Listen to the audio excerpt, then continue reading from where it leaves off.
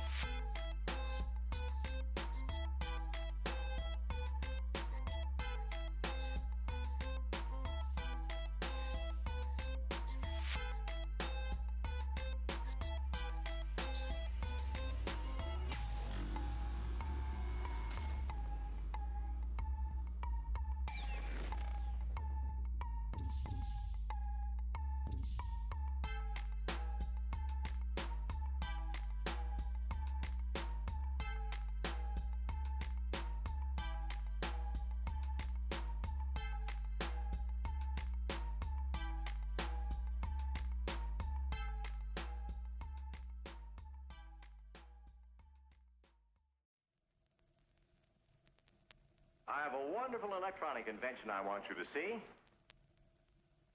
Show you.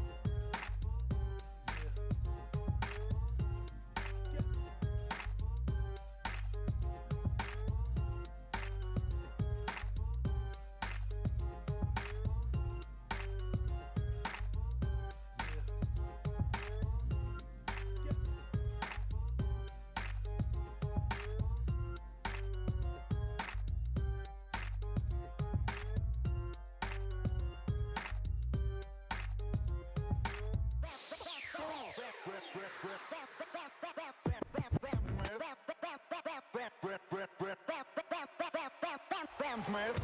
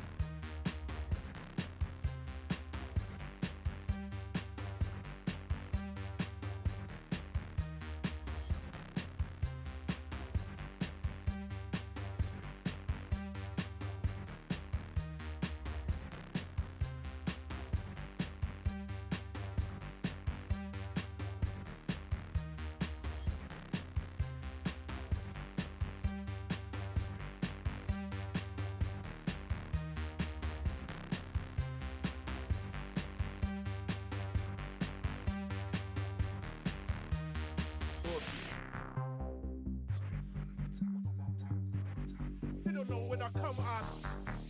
Bang.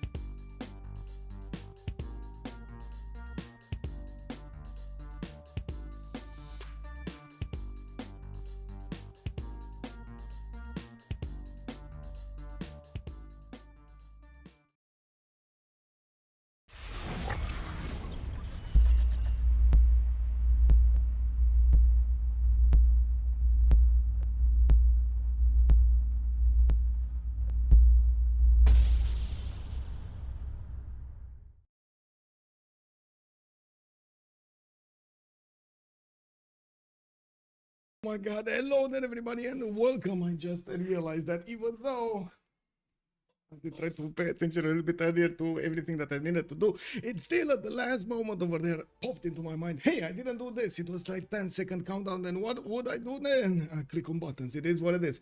Hello there Mudra, and good evening sir. I do want to say hello there to Hilarious. Wait, is that the first one? Hilarious Lotus, good evening sir. Got the live promotion. Mudra got the first promotion over there. I do see Sigi, good evening sir and welcome. Nicoleum, hello there sir and welcome. You can find out the game from yesterday on YouTube. I do want to put up on the screen here really quickly also this, there we go, so you can see what's going on. They did pick up the map, it's lakes, and we do have the pre-game bans already started up. I do see Australia with Spain on one side, goal with Gandhi on the other side. I'm going to open up the microphone here after I do say hello to YouTube as well. Hello to everybody on YouTube, and good evening sirs. I do see Papas, good evening sir, and welcome.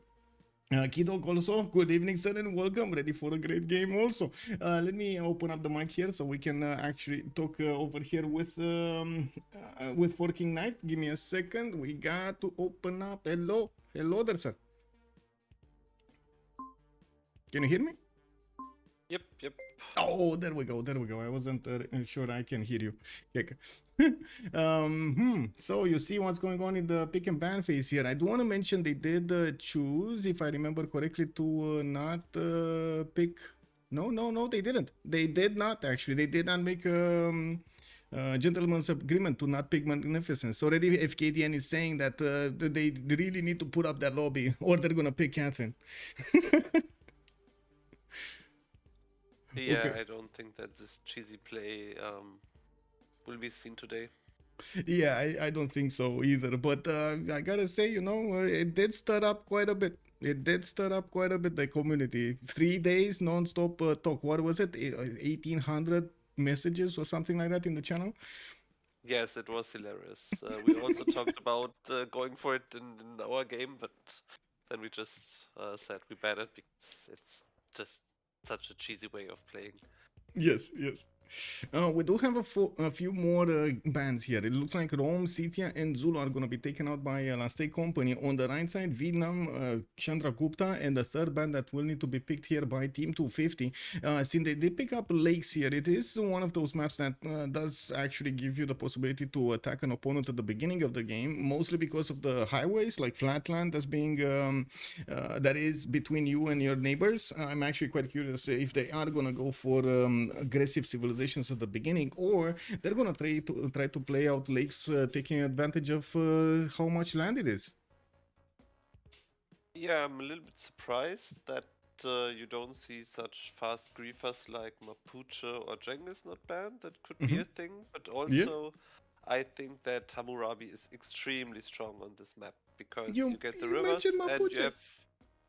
There is They picked it. Magnificence. Yeah, you mentioned Mapuche and Oh, boom. They just knew. They knew. And oh my God, first pick Magnificence.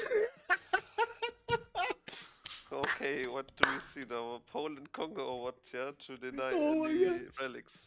Oh my God, wait a second. Oh, unbelievable. Takeshi Left, thank you so much for the $100. This donation goes towards the CWC prize pool. By the way, all donations this month will go towards the CWC prize pool. And I gotta say, man, look how much these players deserve this. They deserve every cent over there. So if you do have something extra to show over here for them, please send a donation and we're gonna get that prize pool beefed up. Lancer, also good evening, sir, and welcome. Okay, there we go. What do we have? What do you think is gonna be the response? So they did take out Poland, and it looks like also Cree. Yeah, but isn't Congo getting free relics as well? It is, and actually that was my first question after the discussion with Poland. During the discussion with Catherine de Medici strategy with Poland, how they did not pick Congo also, or around that, how they did not think about the Congo free relics, and they went for Poland. It seems like, I don't know, to me, for example, it seems like Congo can definitely work a little bit better without the relics than Poland can. Yeah, for sure. I mean, if Congo gets a lot of relics or gets to Suskandi, yeah, he can have a gigabit game, of course. But Yeah, it's interesting what LSC will go for now, because Magnificence, if the CV is not happening, I'm not sure that's first pick material, to be honest. Actually, I'm quite surprised that no one is taking Hammurabi, but maybe they go at least for second rotation. Yeah. Or at least ban it if you can't take it. I think I need to turn you up a little bit. Give me a second over here, because I think. Okay, there we go. I put you 50% more. Okay. I was hitting you a little bit low compared to other sounds that I have in my ear, like the music low. I do see Coupe here is also going to be picked up by a state company near Magnificence, which is kind of weird. And like you're pointing out, they didn't pick Congo as their second master here. Are they going to try to show us the way? Because this is Chuck's team, right? We got Chuck, LDK, we got quite a few big brains over here. Malm also on that team. They definitely are cooking something up. And I got to point out, Chuck did want to change Magnificence, or I should say the BBG Council did change Magnificence. It gave it a bit of a different identity than the initial one, which was in our mind, those projects. It usually does very well in FFAs, not so well in the, or not so picked actually, in the 4v4 scene. Do you think it can be played differently without the projects, but still to get the victory? I'm not so sure about it, to be honest, because I always feel like Magnificence is lacking some kind of tempo early on. But yeah, if you have a good spawn and maybe you have a protected position so that you don't have to go for units and bottom tree, I think you can have a reasonable game as well. But to be honest, I really don't get this draft. Oh my god, this I'm not is so sure fast. about Maya. I didn't see Maya for quite a while. Yeah, but this draft is so fast. Do you see the players are like on Last Day Company? They knew exactly what to pick, in which order and how, and unbelievable. This excites me more because I feel like they actually did their homework. This is a rare thing. They actually did everything they needed to do in their homework. Yeah, there must be something that we currently missing, because I don't see a Maya Cooper Magnificence interaction, but maybe they prove us wrong. Who would have thought about Magnificence Poland and Poland going for Coral and Magnificence going for Relinquaries a week ago? So maybe they cooked up something, and we will see what they are opting against. Good evening, Linda. Hello there, ma'am. You can use the link, by the way, over there in the pin message for the donations. Also, Singularity, good evening, sir. Pericles ban indicates they're still going for an early culture victory, taking out Pericles over here. So is this a combination of amenities? Like Maya definitely wants to go irrigation. We do have Coupe over there that can grab those from the coast and on the land. And then Genghis Khan, I guess, can get some and also can put a little bit of pressure on their opponents. Is this maybe the combination they're going for? Another one of those cheesy things? Could well be. I think we just have to see what they are up to, because I have no clue. Oh my god, that is Chuck. About the draft, and I'm also curious about the combination Bolivar and Macedon. Okay, Macedon can do just Macedon things, but Bolivar can also just sim with the plantations and come to the haciendas and then have a good game. But yeah, really interesting. Yeah, I do have to ask here, stream chat. This is one of those things we're asking. Is this a sin? Is this them not banning Catherine de Medici? Is this a sin, chat?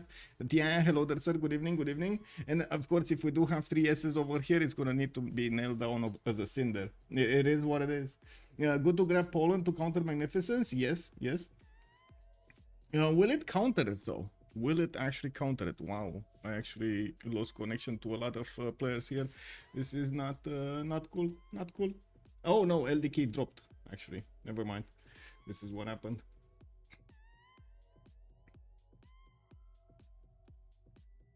No handshake, no handshake. They didn't have any handshake. No, there was another handshake that I saw on Lethal Company going against Freitos de la Vega. But to be honest, like most of the other teams did not do it. There was only one team, who was it? COC. COC with Ulysse.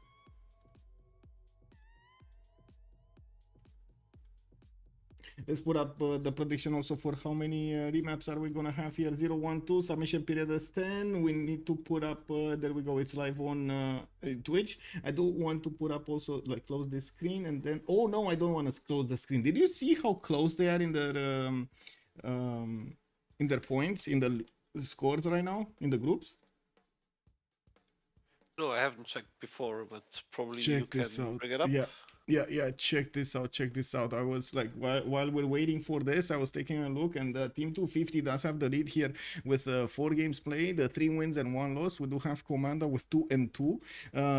Last Day Company is also 2-2, so tied for the second there. And then Why So Serious is 1-3. I don't think I updated I don't think I updated everything here, but they're very close. This is very close already.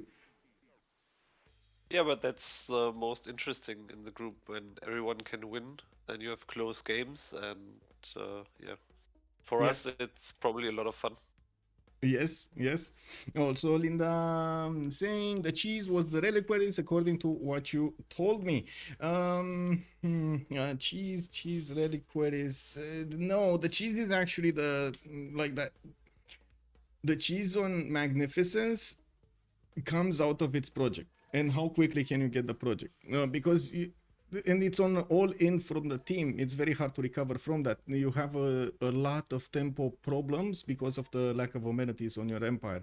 You're giving away all of your amenities to Catherine de Medici. Magnificence. Okay, yeah, actually, Freritos realized what was happening in that game, and the Culture Defender also went for 2 entertainment complexes to get the boost for a lot of defense. But it was just not enough. It was really amazing. I was really stunned when I saw that. Yeah, I think the only beginning when you see Catherine the Magnificence is you need to pick really high culture civs like Gorgo, for example, Half Coast Theater Squares, Japan Hojo, and go immediately, like extremely early to get the writers, to get the projects. It's basically what we've seen with Middle Students build. I don't know if you remember Middle Student, but he was doing basically the same thing all over in every game with any civ. But his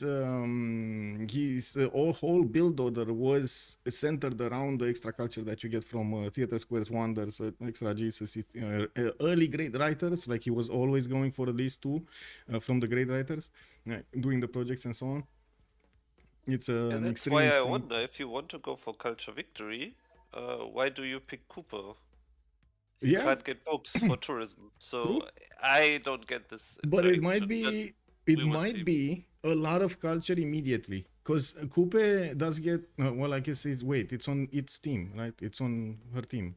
Wait, it's not a defender, right? It's with her. Yeah, it's on his team, but he can't feed books to Medici. Yeah, he can't do anything. Nobody can really feed books in this place, I'm pretty sure. Maybe he's going harbors to make gold for the team, because someone has to make gold. Maya will go campus. Yeah. So wait. Like Holy Side. Wait, we need to set some stuff straight over here, because I think we didn't explain from the beginning to the end to Linda exactly what happened there. So basically, you do get the extra tourism from the beginning from the relic that can 100% give you more tourism pressure, because you get to acquire the first early ones from a much earlier stage in the game than you would normally without those. The cheese that happened there was cheese was in combination with this. They had an extra maybe like 20 turns, I think 20 turns, 20 something turns of 20 extra tourism versus the normal one. But still the projects carried the most weight, like it was 95 probably percent the projects, and then in the relic that gave it that extra 5%. I don't think in that situation they could have defended. Like maybe because they didn't push the culture. They didn't have anybody with at least 100 plus culture per turn. They had maybe 60? I think 60 culture or something.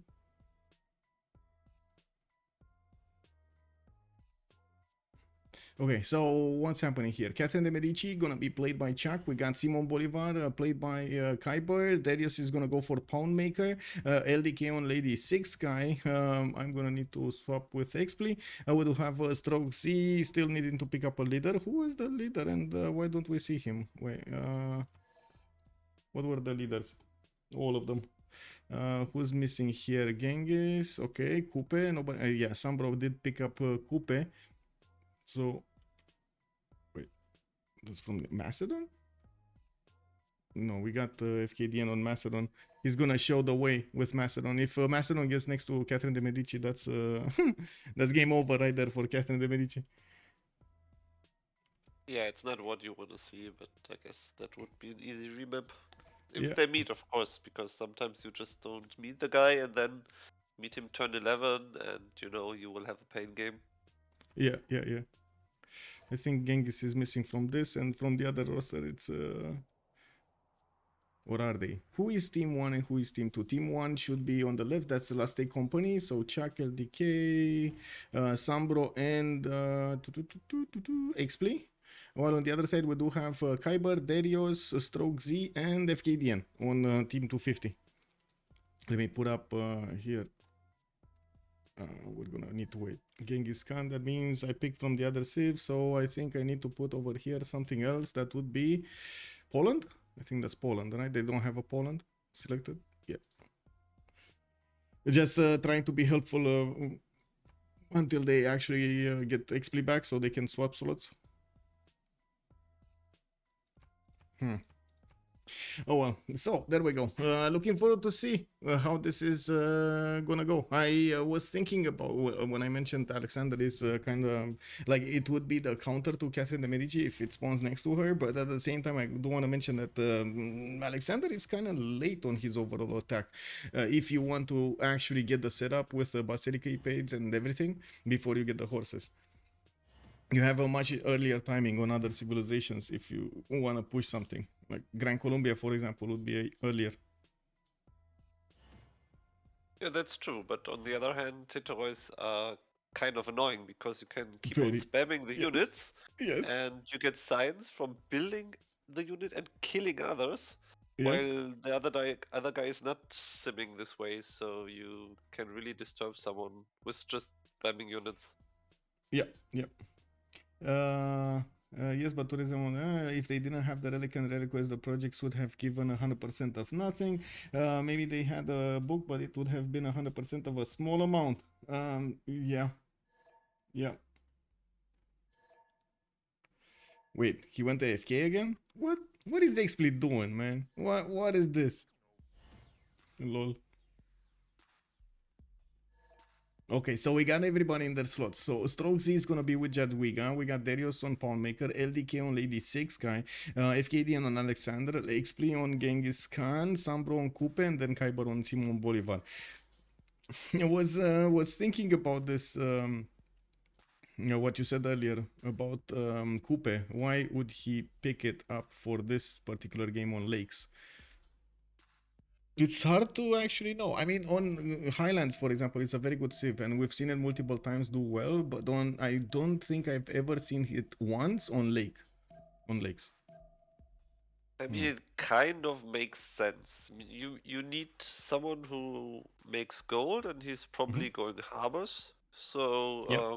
he's the guy who will finance all the fun that the other. And also, it's kind of funny because you don't need so many builders because you Yep. don't improve your land. So if units are coming, they can pillage. From this early cradle of civilization on towards the stars. Can we get more time for how many remaps?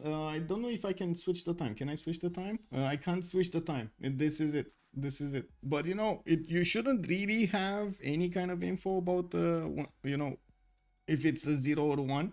2.5 not playing the bottom of the roster like they did versus WSS. Okay. I'm not sure what the statement means actually. Not playing the bottom of the roster as in they're not playing the worst of their roster or something, or I don't get it. They're playing the middle, they're playing the high. I don't understand. No comprende. Okay, well, what's going on here? Kyber, oh, moment, chat. We got the chatter here for Ignite, but I want to ask the majority of chat. Are we going left or right? Kidog already said left. Okay, we got this. Kyber, we're going to talk about Kyber. Well, this is Darius. Let's see. What is Kyber? No, that's Coupe. We got France here. Oh, Poland. Mongolia. Come on, man. Really? Who's this? Maya? Whoa. Okay. Not a bad spawn. There we go. Bogota. Bogota on the coast. He does have the fresh water from a lake, and I do notice he's gonna have a pretty good second settler on the spice tiles, or spice tile. I mean, he does have Mongolia to the northwest. That's gonna be his opponent, so we do have probably a war here. Macedon is also far north. FKDN is gonna get the opportunity to, I think, sim. He's not gonna get anything. Oh my god, he's so far away from everybody. Okay, it is what it is. Yeah, Bogota getting a scout in 3 turns will mean he's gonna start getting some extra information from around his territory. As you can see, the visibility is limited. They do have to deal with the fog of war. We do have the extra, I guess, information because we do see what's going on everywhere, like the rivers, where units are and where resources are, and so on.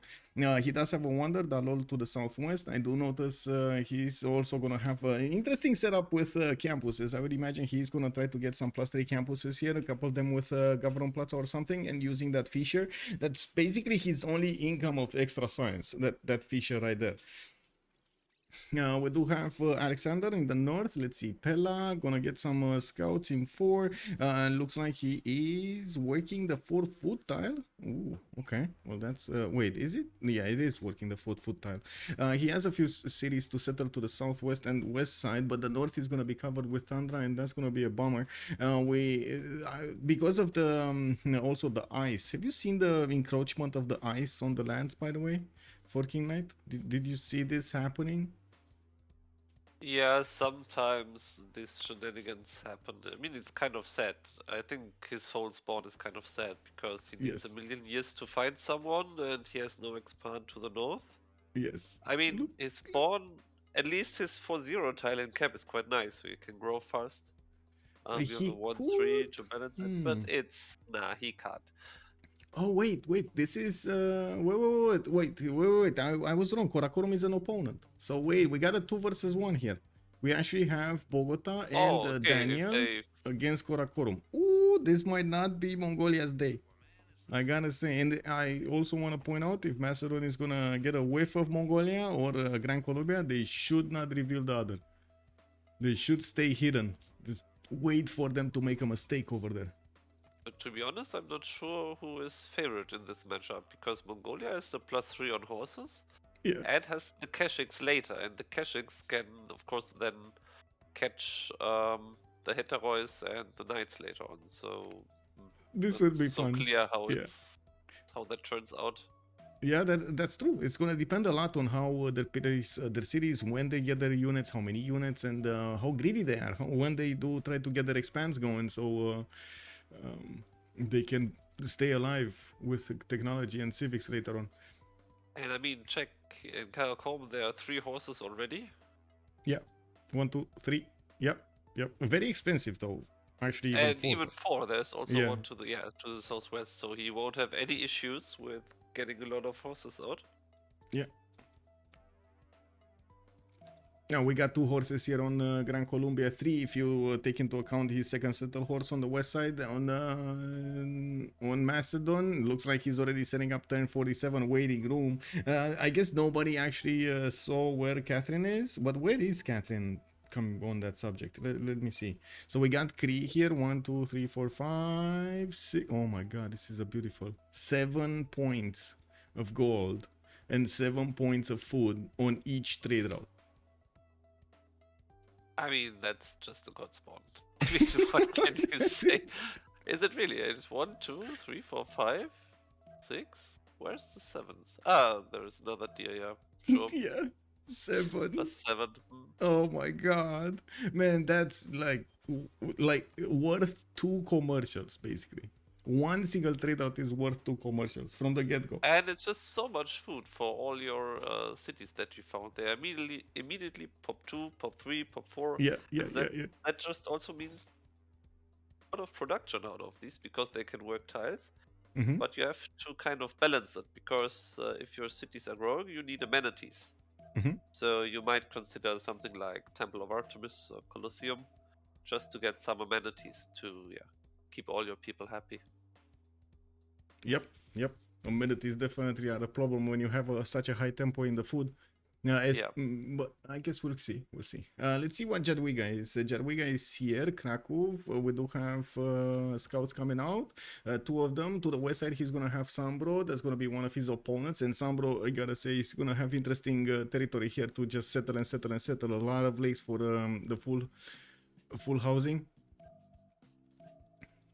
Where is Catherine? Why don't we see Catherine as a image here? Oh, this is Catherine. Ooh. Okay, so wait, how many continents? We got one. What is it? Mongolia, that's two.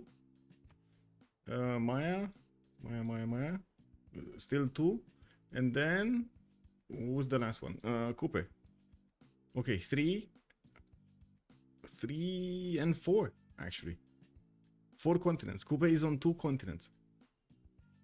Does he have? Yes, he does have pearls in the water and whales. He's gonna have extra 2 amenities here from the water resources. Oh yeah. Oh, this looks good. This actually looks very good. Who will make the money on Kyber's team? Daniel Dingo is asking us. Well, I think we got our answer with Kree.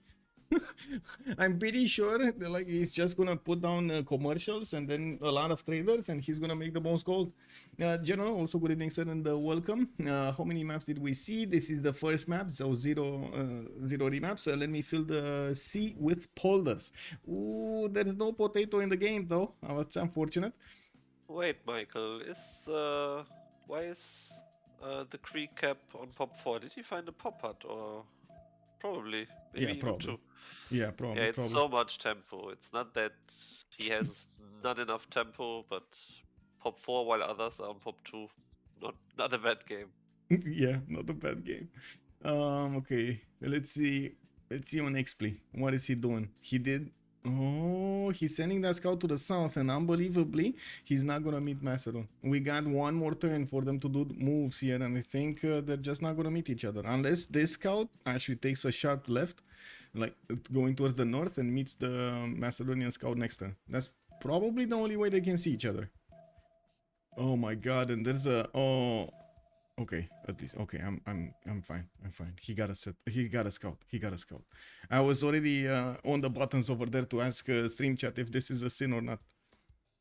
Yeah, Genghis is already making a builder to improve all the horses. He's probably going, I think, God's King and God of Craftsman to get all the production up. Yeah. And then he will have a good game. Okay, Araf, good evening, sir. I do want to ask, by the way, if the sound is fine or not. So just let me know if it is fine or not. Pizza is successfully destroyed. Yeah, good one. And there is a legend also. Good evening, sir. Wait, why did the general got burned? What did they do? What did he do? Okay, so they're not gonna meet each other. There's no meetup over here of the two nations, and he doesn't even know about Gran Colombia to the southeast. Did anyone get to meet each other? No? Did anyone get to meet anyone? That's my question. I don't think so. Oh, they did. Gran Colombia met France. Oh, they're gonna keep this. If Gran Colombia met France, they're gonna keep this. Yeah, there we go. And Last Day Company is saying, nope, we want to get our France out of there. They gave up on the 4 continents and extra amenities from that lake for Coupe to get another one of these chances. But to be honest, but I think that was a wise decision. I mean, if Darius can play this spawn, he could also think about then taking Goddess of the Hunt to make even more gold and get his cities growing even faster, or City Patron or whatever. Mm-hmm. I think it was a good idea to remap this positioning wise and also spawn wise.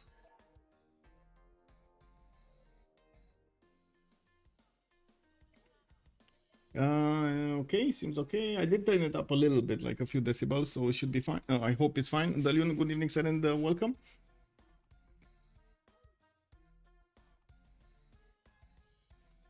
Good day, Baxter. Hello there, sir. Good evening.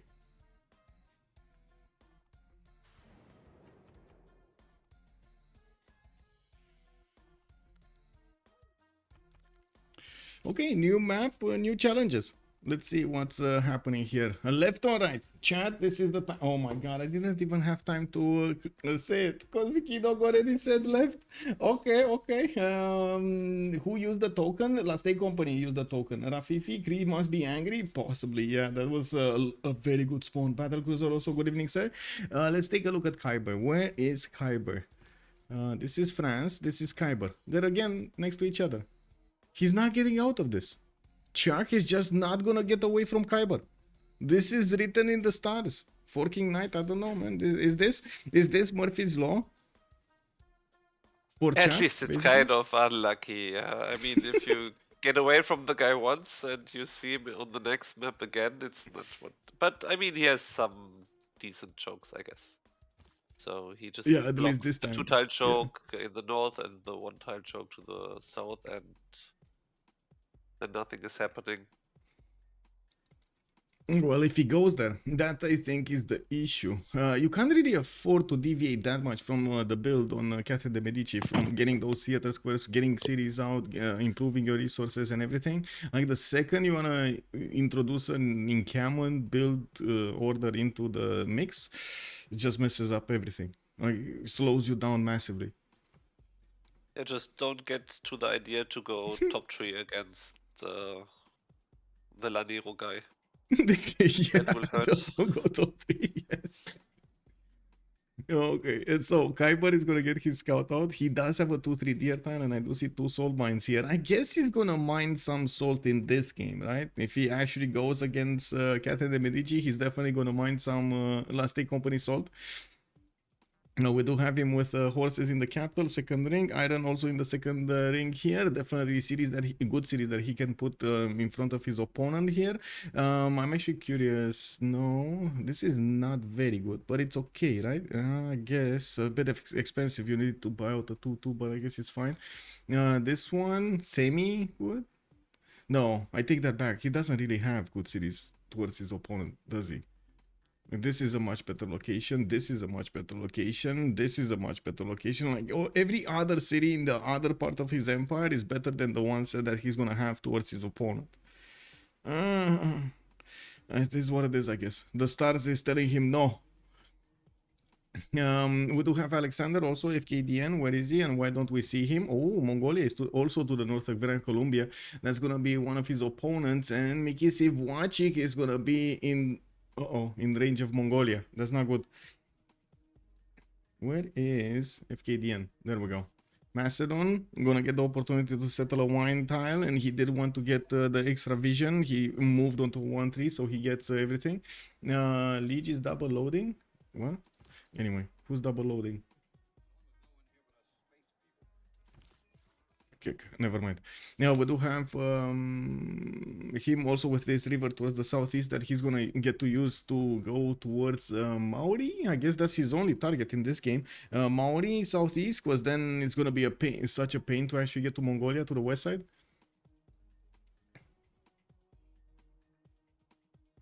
How is Liege writing? Oh, okay, there we go. It is what it is. Jarjan, good evening. Yarjan, good evening, sir, and welcome. Is this going to be another magnificent cheese? I think somebody else is going to try to do it, and this time is actually going to be Chuck. The biggest question mark is if he's going to be successful, because I mean, it's one time, the one strategy that hasn't been used in like 2 years for a reason, and there was quite a bit of a discussion back and forth in the captain chat and in the player chat actually between all of the players in the community, saying that it could be defended. Like if you do discover it early on and you do prepare for it properly, you can defend it. And then there was the other side that is saying, the other party is saying that it cannot be defended. There is way too much tourism acquired if you do manage to get a lot of amenities going. And I guess this is going to be a very good showcase to see if actually, right, BBG, big brain over there, we got Chuck, is going to manage to pull off another victory when his opponents are going to try to defend it properly. Zilte, good evening, sir, and welcome. Now, where can I see the tournament current placements? You can take a look at the Civ6worldcup.com website, and you're going to find over there the results of the game and also the streams from from each of the games that are going to be played live.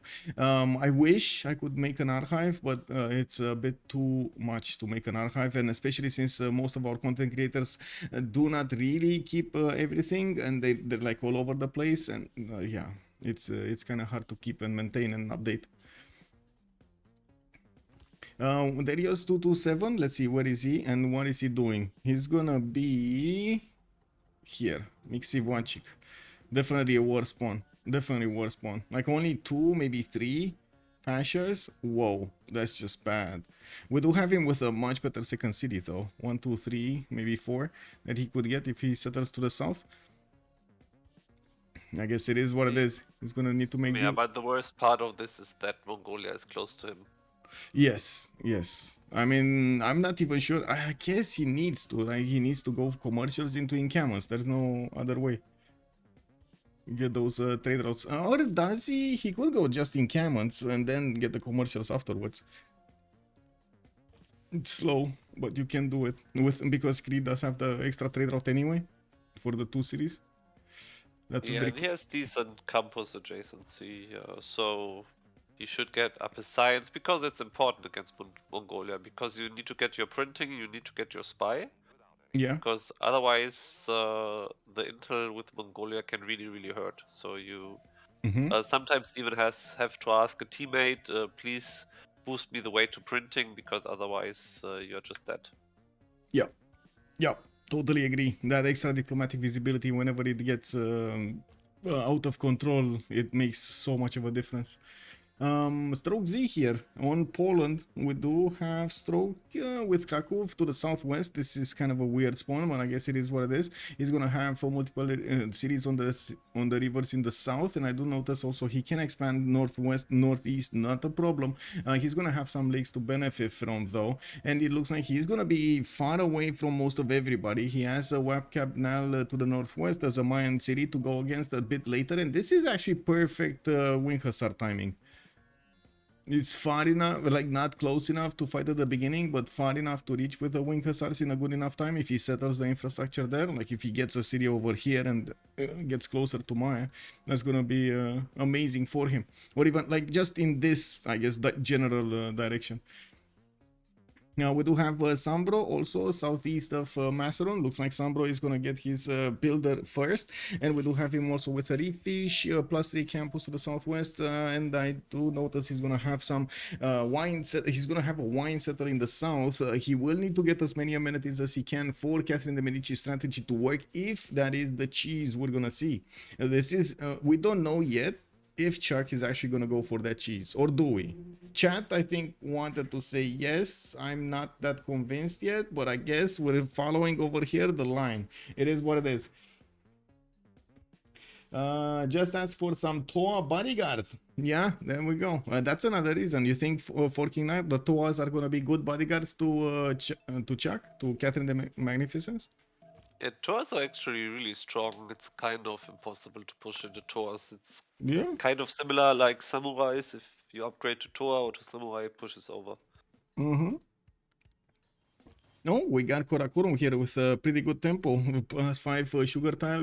He can couple with 1-3 tiles in the south. I do notice he's also going to have these shops in the southwest. But to be honest, in overall, I don't really see a lot of shops here. Like in the south maybe, but... the western cities that he will want to settle towards Kree are not just filled with shops like we've seen before. For example, the Russia move, who was it, 2 days ago, right? Ben did manage to pull off so much of a powerful attack at the beginning because he just chopped this whole city with like worth of an army, 7 units or something. Okay, well, settler coming up in 2 turns, and we're going to need to see exactly where he's going to put his cities on. He does have forces next to him. Again, 4, 5, 6, 7 horses for Mongolia. Oh my god, if this is not going to be open sky, I don't know what it is. We do have also LDK to take a look at, and let's see, where is the big guy? Where is the big guy? Here.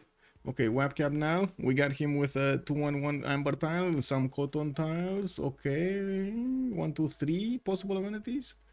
4, no, 3. We got 4 with the citrus. That's an easy improvement here. Very easy improvement. And look at the second settle, man.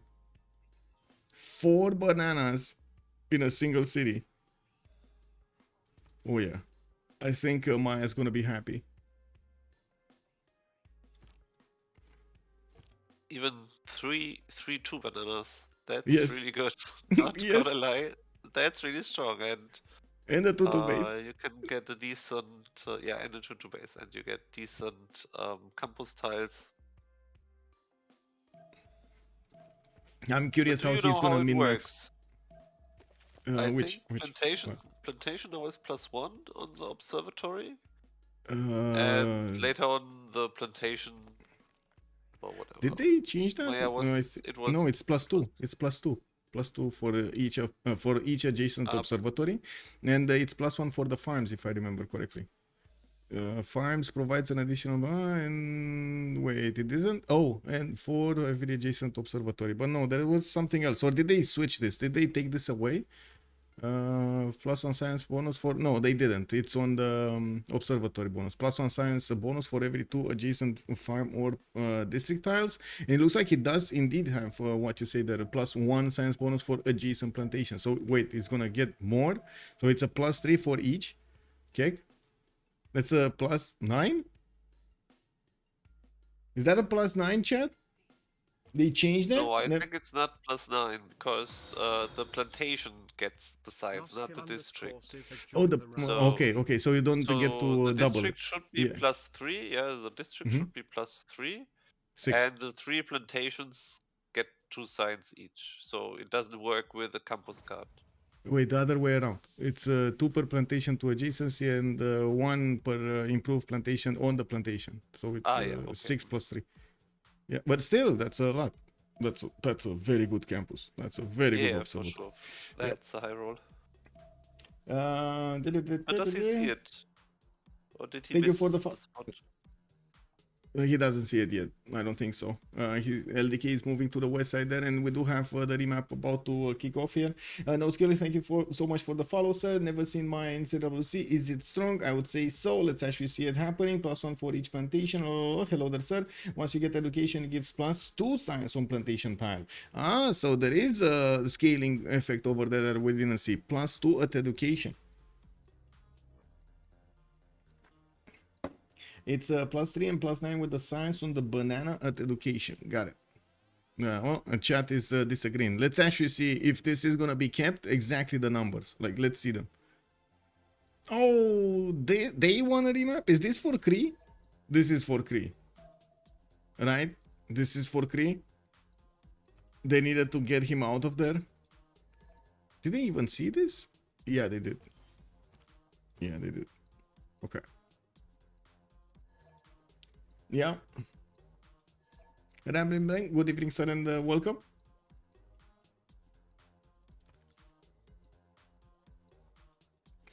Oh, I think I need to use this time to actually put up the team labels. On the left side, we do have Team 250, and on the right side, we're gonna have the big boys from Last Day Company, LSC. Let's get going. Darius, within 50 tile of any player, have to remap feed chance so too high. Not John. Good evening, sir, and welcome. Wait, really? That's what's going on there? You're trying to protect Darius, or you're trying to protect everybody else from Darius? From the first stirrings of life beneath water, to the great beasts of the Stone Age, to man taking his first upright steps, you have come from.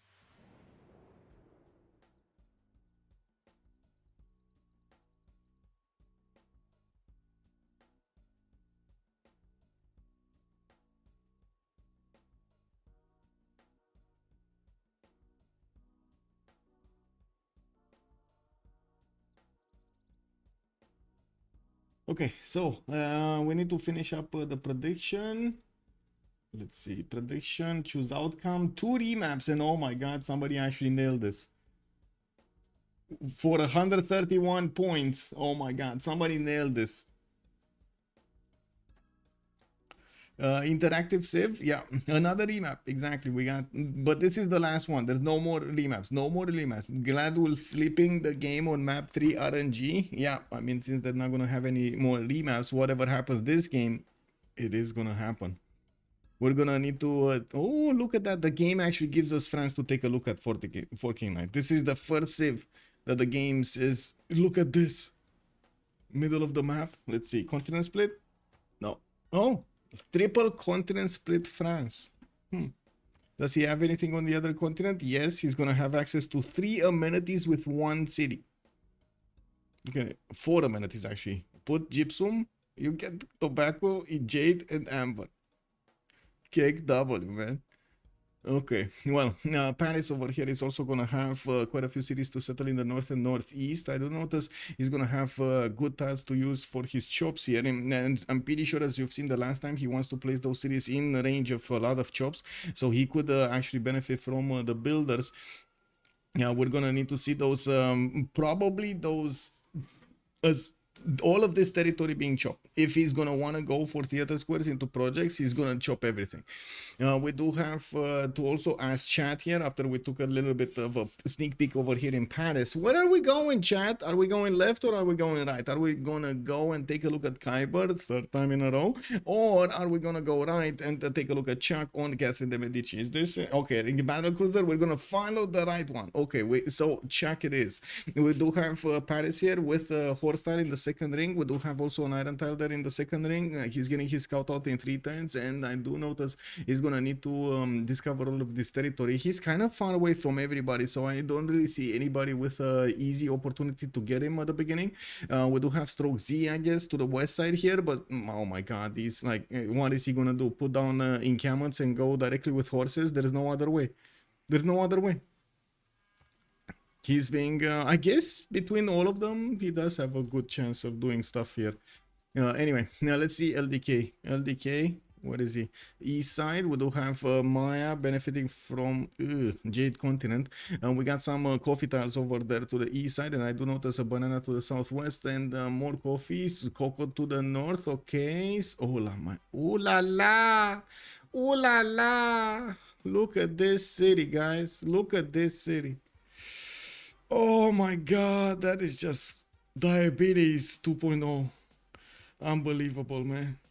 Anyway, we got Webcam now here getting his scout out in 3 turns. He's gonna have the opportunity to buy out a 3-2 banana. He has access to horses and an iron tile, both second ring.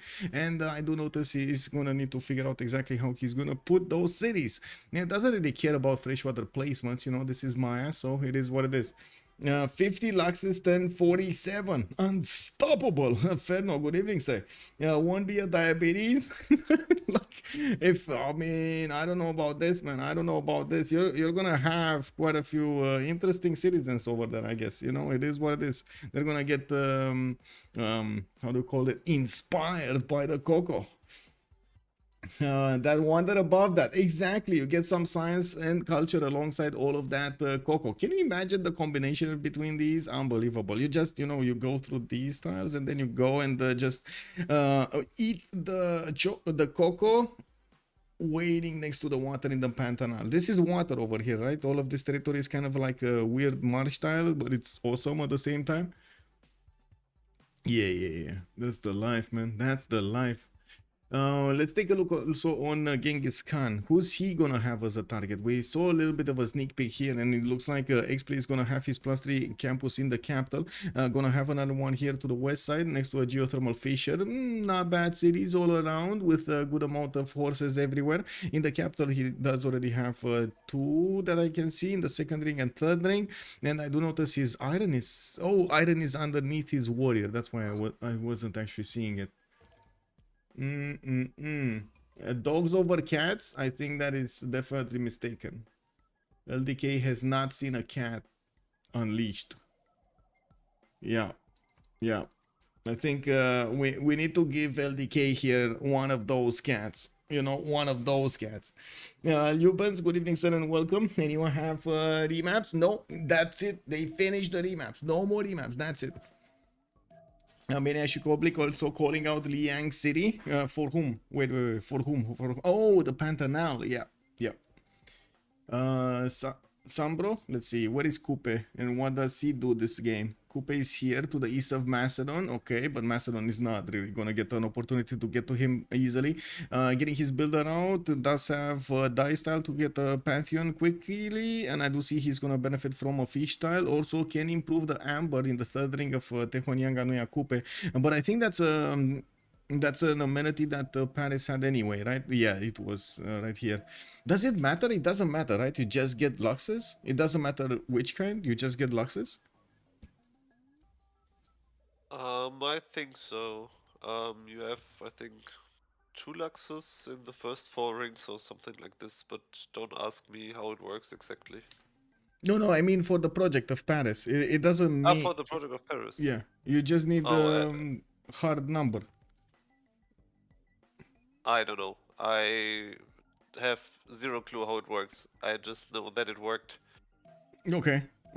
If I remember correctly, it's a multiplication of the amenities number times the tourism and something else that's coming out of that project. But the tourism is important. So basically you get 20 versus times 20 because, you know, that's the baseline project. Or if you have 20 amenities. If you have 30, it's 30 times 20 and so on. Team 2.5 will dedicate someone to defending culture victory cheese. Well, I think they will try to, yes, they will try to defend, but I think we're gonna be seeing horses here to defending and not actually a culture or anybody going culture here. Or maybe, I hope they will. I hope they will actually take this seriously and go for a culture somewhere. Sambro here, let me come back to this. Tehonianga Noia Coupe will have the horses in the northwest to benefit from, a builder to get out and start improving stuff. And I do see he does have also the iron in the first ring. Motlace Canyon to the east side. Definitely the game is telling him go settle right here and get the benefits of that Motlace Canyon. We do have him with a good lake southwest and a lot of forest and rainforest. That's going to get all of this buffed by his mares, by the theater squares. Okay, Stroke Z, 3-2, 3 science, 2 culture. We do have him expanding his vision towards the north. He didn't send a single unit towards the east side, and he does have another scout coming up in 1 turn. There's a... where did this come from? This is a random Haboob storm without a single tile of desert. How does this happen? It is the overflow of the lux. If you have 10 amber, is better than to have 6 different luxes. The defensive, okay, like Macedon with horses is Catherine Backwin nerf compared to the Civ Ukraine game. No, it is not, Shigi. It's basically the same one. Also, Haboob, speaker. Hello there, sir. Good evening. It was magnificent. And no, it was not nerfed. Linda is calling out. Yes, indeed.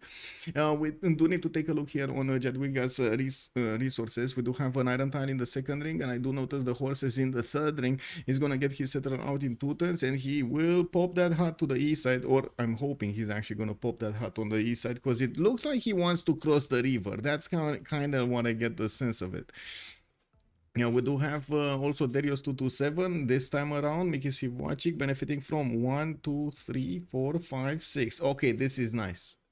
This is nice. I like this. 6 points, very nice. I'm actually quite curious if Darius is gonna min-max this and put everything that he can. He does have a possibility to get Temple of Artemis also with the 2-3 deer tile. Again, good tempo on Kree. Good tempo. Yeah, it's just a beautiful spawn, especially because you also have the campus adjacency, so you can go commercials first, then you get your 2 discounted campuses, probably +3, +4, depending on where you put it. Just a good start. Yep. Also nice reverse for his upcoming aqueducts / industrial zones. If, yes, I know chat is gonna throw one dagger to me right now, if game goes past turn 50, because, you know, Cat and the Magnificence. It is what it is. Dangsha on north of Kree now. Oh, Dangxia. Yeah, we do have Dangxia. I think it's called Dangxia, right? Zangi Dangxia.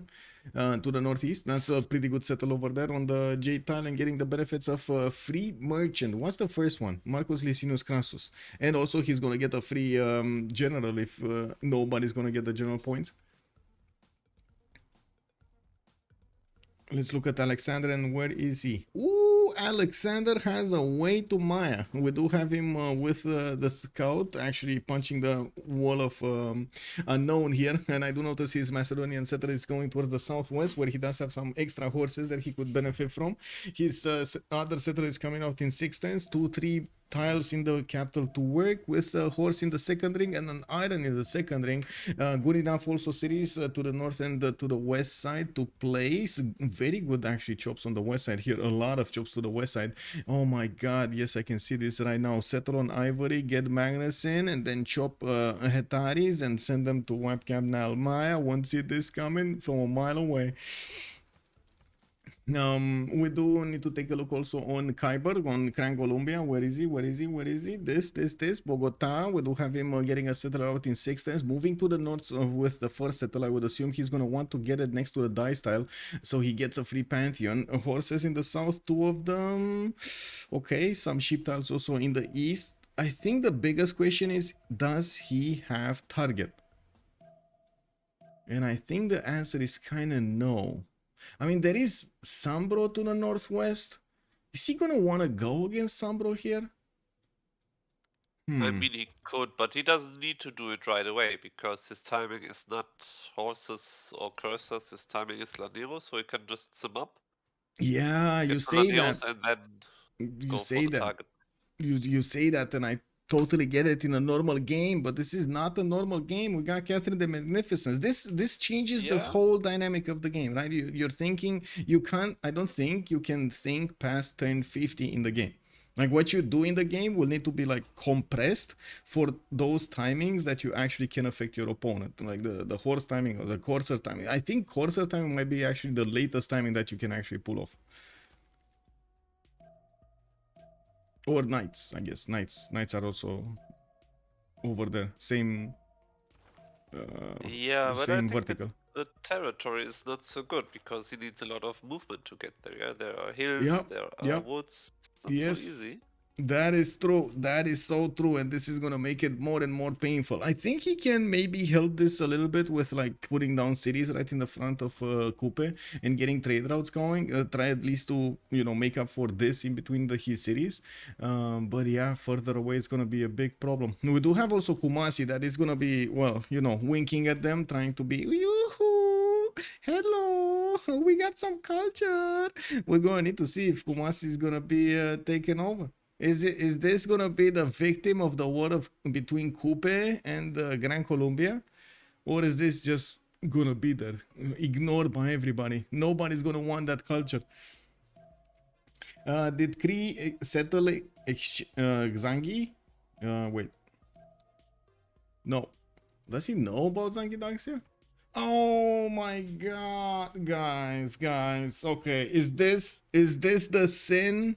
Did Darius over here commit the sin of not scouting? 10-50 players can ask for a rel. Yeah, basically. It's a sin not scouting. We got 2. Do we have a third? Do we have a third over here? Yes, we got a third. What do you think, Forking Knight? Is this deserving of a sin of not scouting? It's not his fault. You can make an argument for it. I think he wants to. Is he really going for Tamananki? I'm not so sure about this, but if I play Cree, I just usually try to explore the space around the rivers, because that's where I probably want to settle my first cities. So it's kind of obvious that you go to the left and to the north and then check what's happening later on in the south. So it's possible to find it, yeah, not gonna lie. But I think it's not so easy, because even if you stand on, maybe you see it on Jade, but you don't see it from the 1-2. So it's, yeah, you can miss it, of course. Okay, well, he does have another settler now, and an Occitan. but I assume he's gonna go towards the known territory. That's west side rather than north. Even though I gotta point out, I was expecting him to settle these cities, or at least want to know what's going on here with the mountain range, because usually that's where the best campuses are. So you kind of want to have a peek there and see, decide for yourself what you're gonna do. He Yeah, sees but a lot even of if you only see the 4-0 and the 2-2 and the 1-2 hill, you can just settle there. There should be something else. Yeah, that's true. That's true. And he doesn't see that something else. That's the problem, right? He doesn't see it, unfortunately.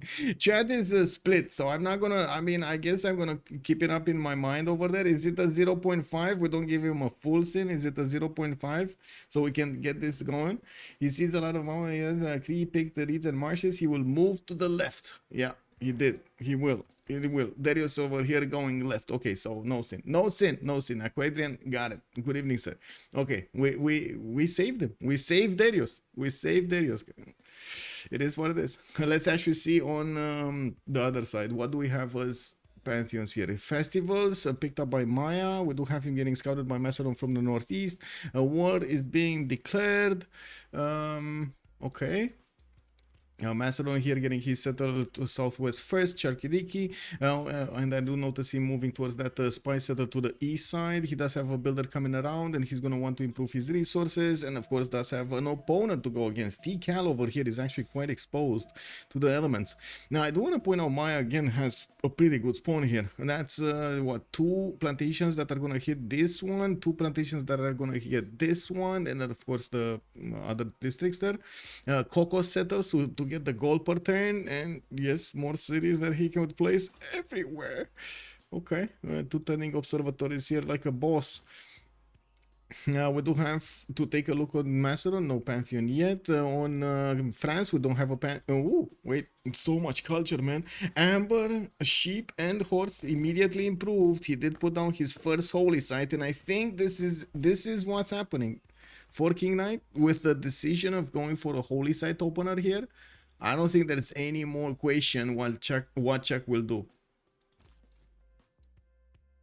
I mean, yeah, technically he doesn't need to. He can just check how the game is going, but at least he gets the option because he can faith by builders and chop everything if he needs to.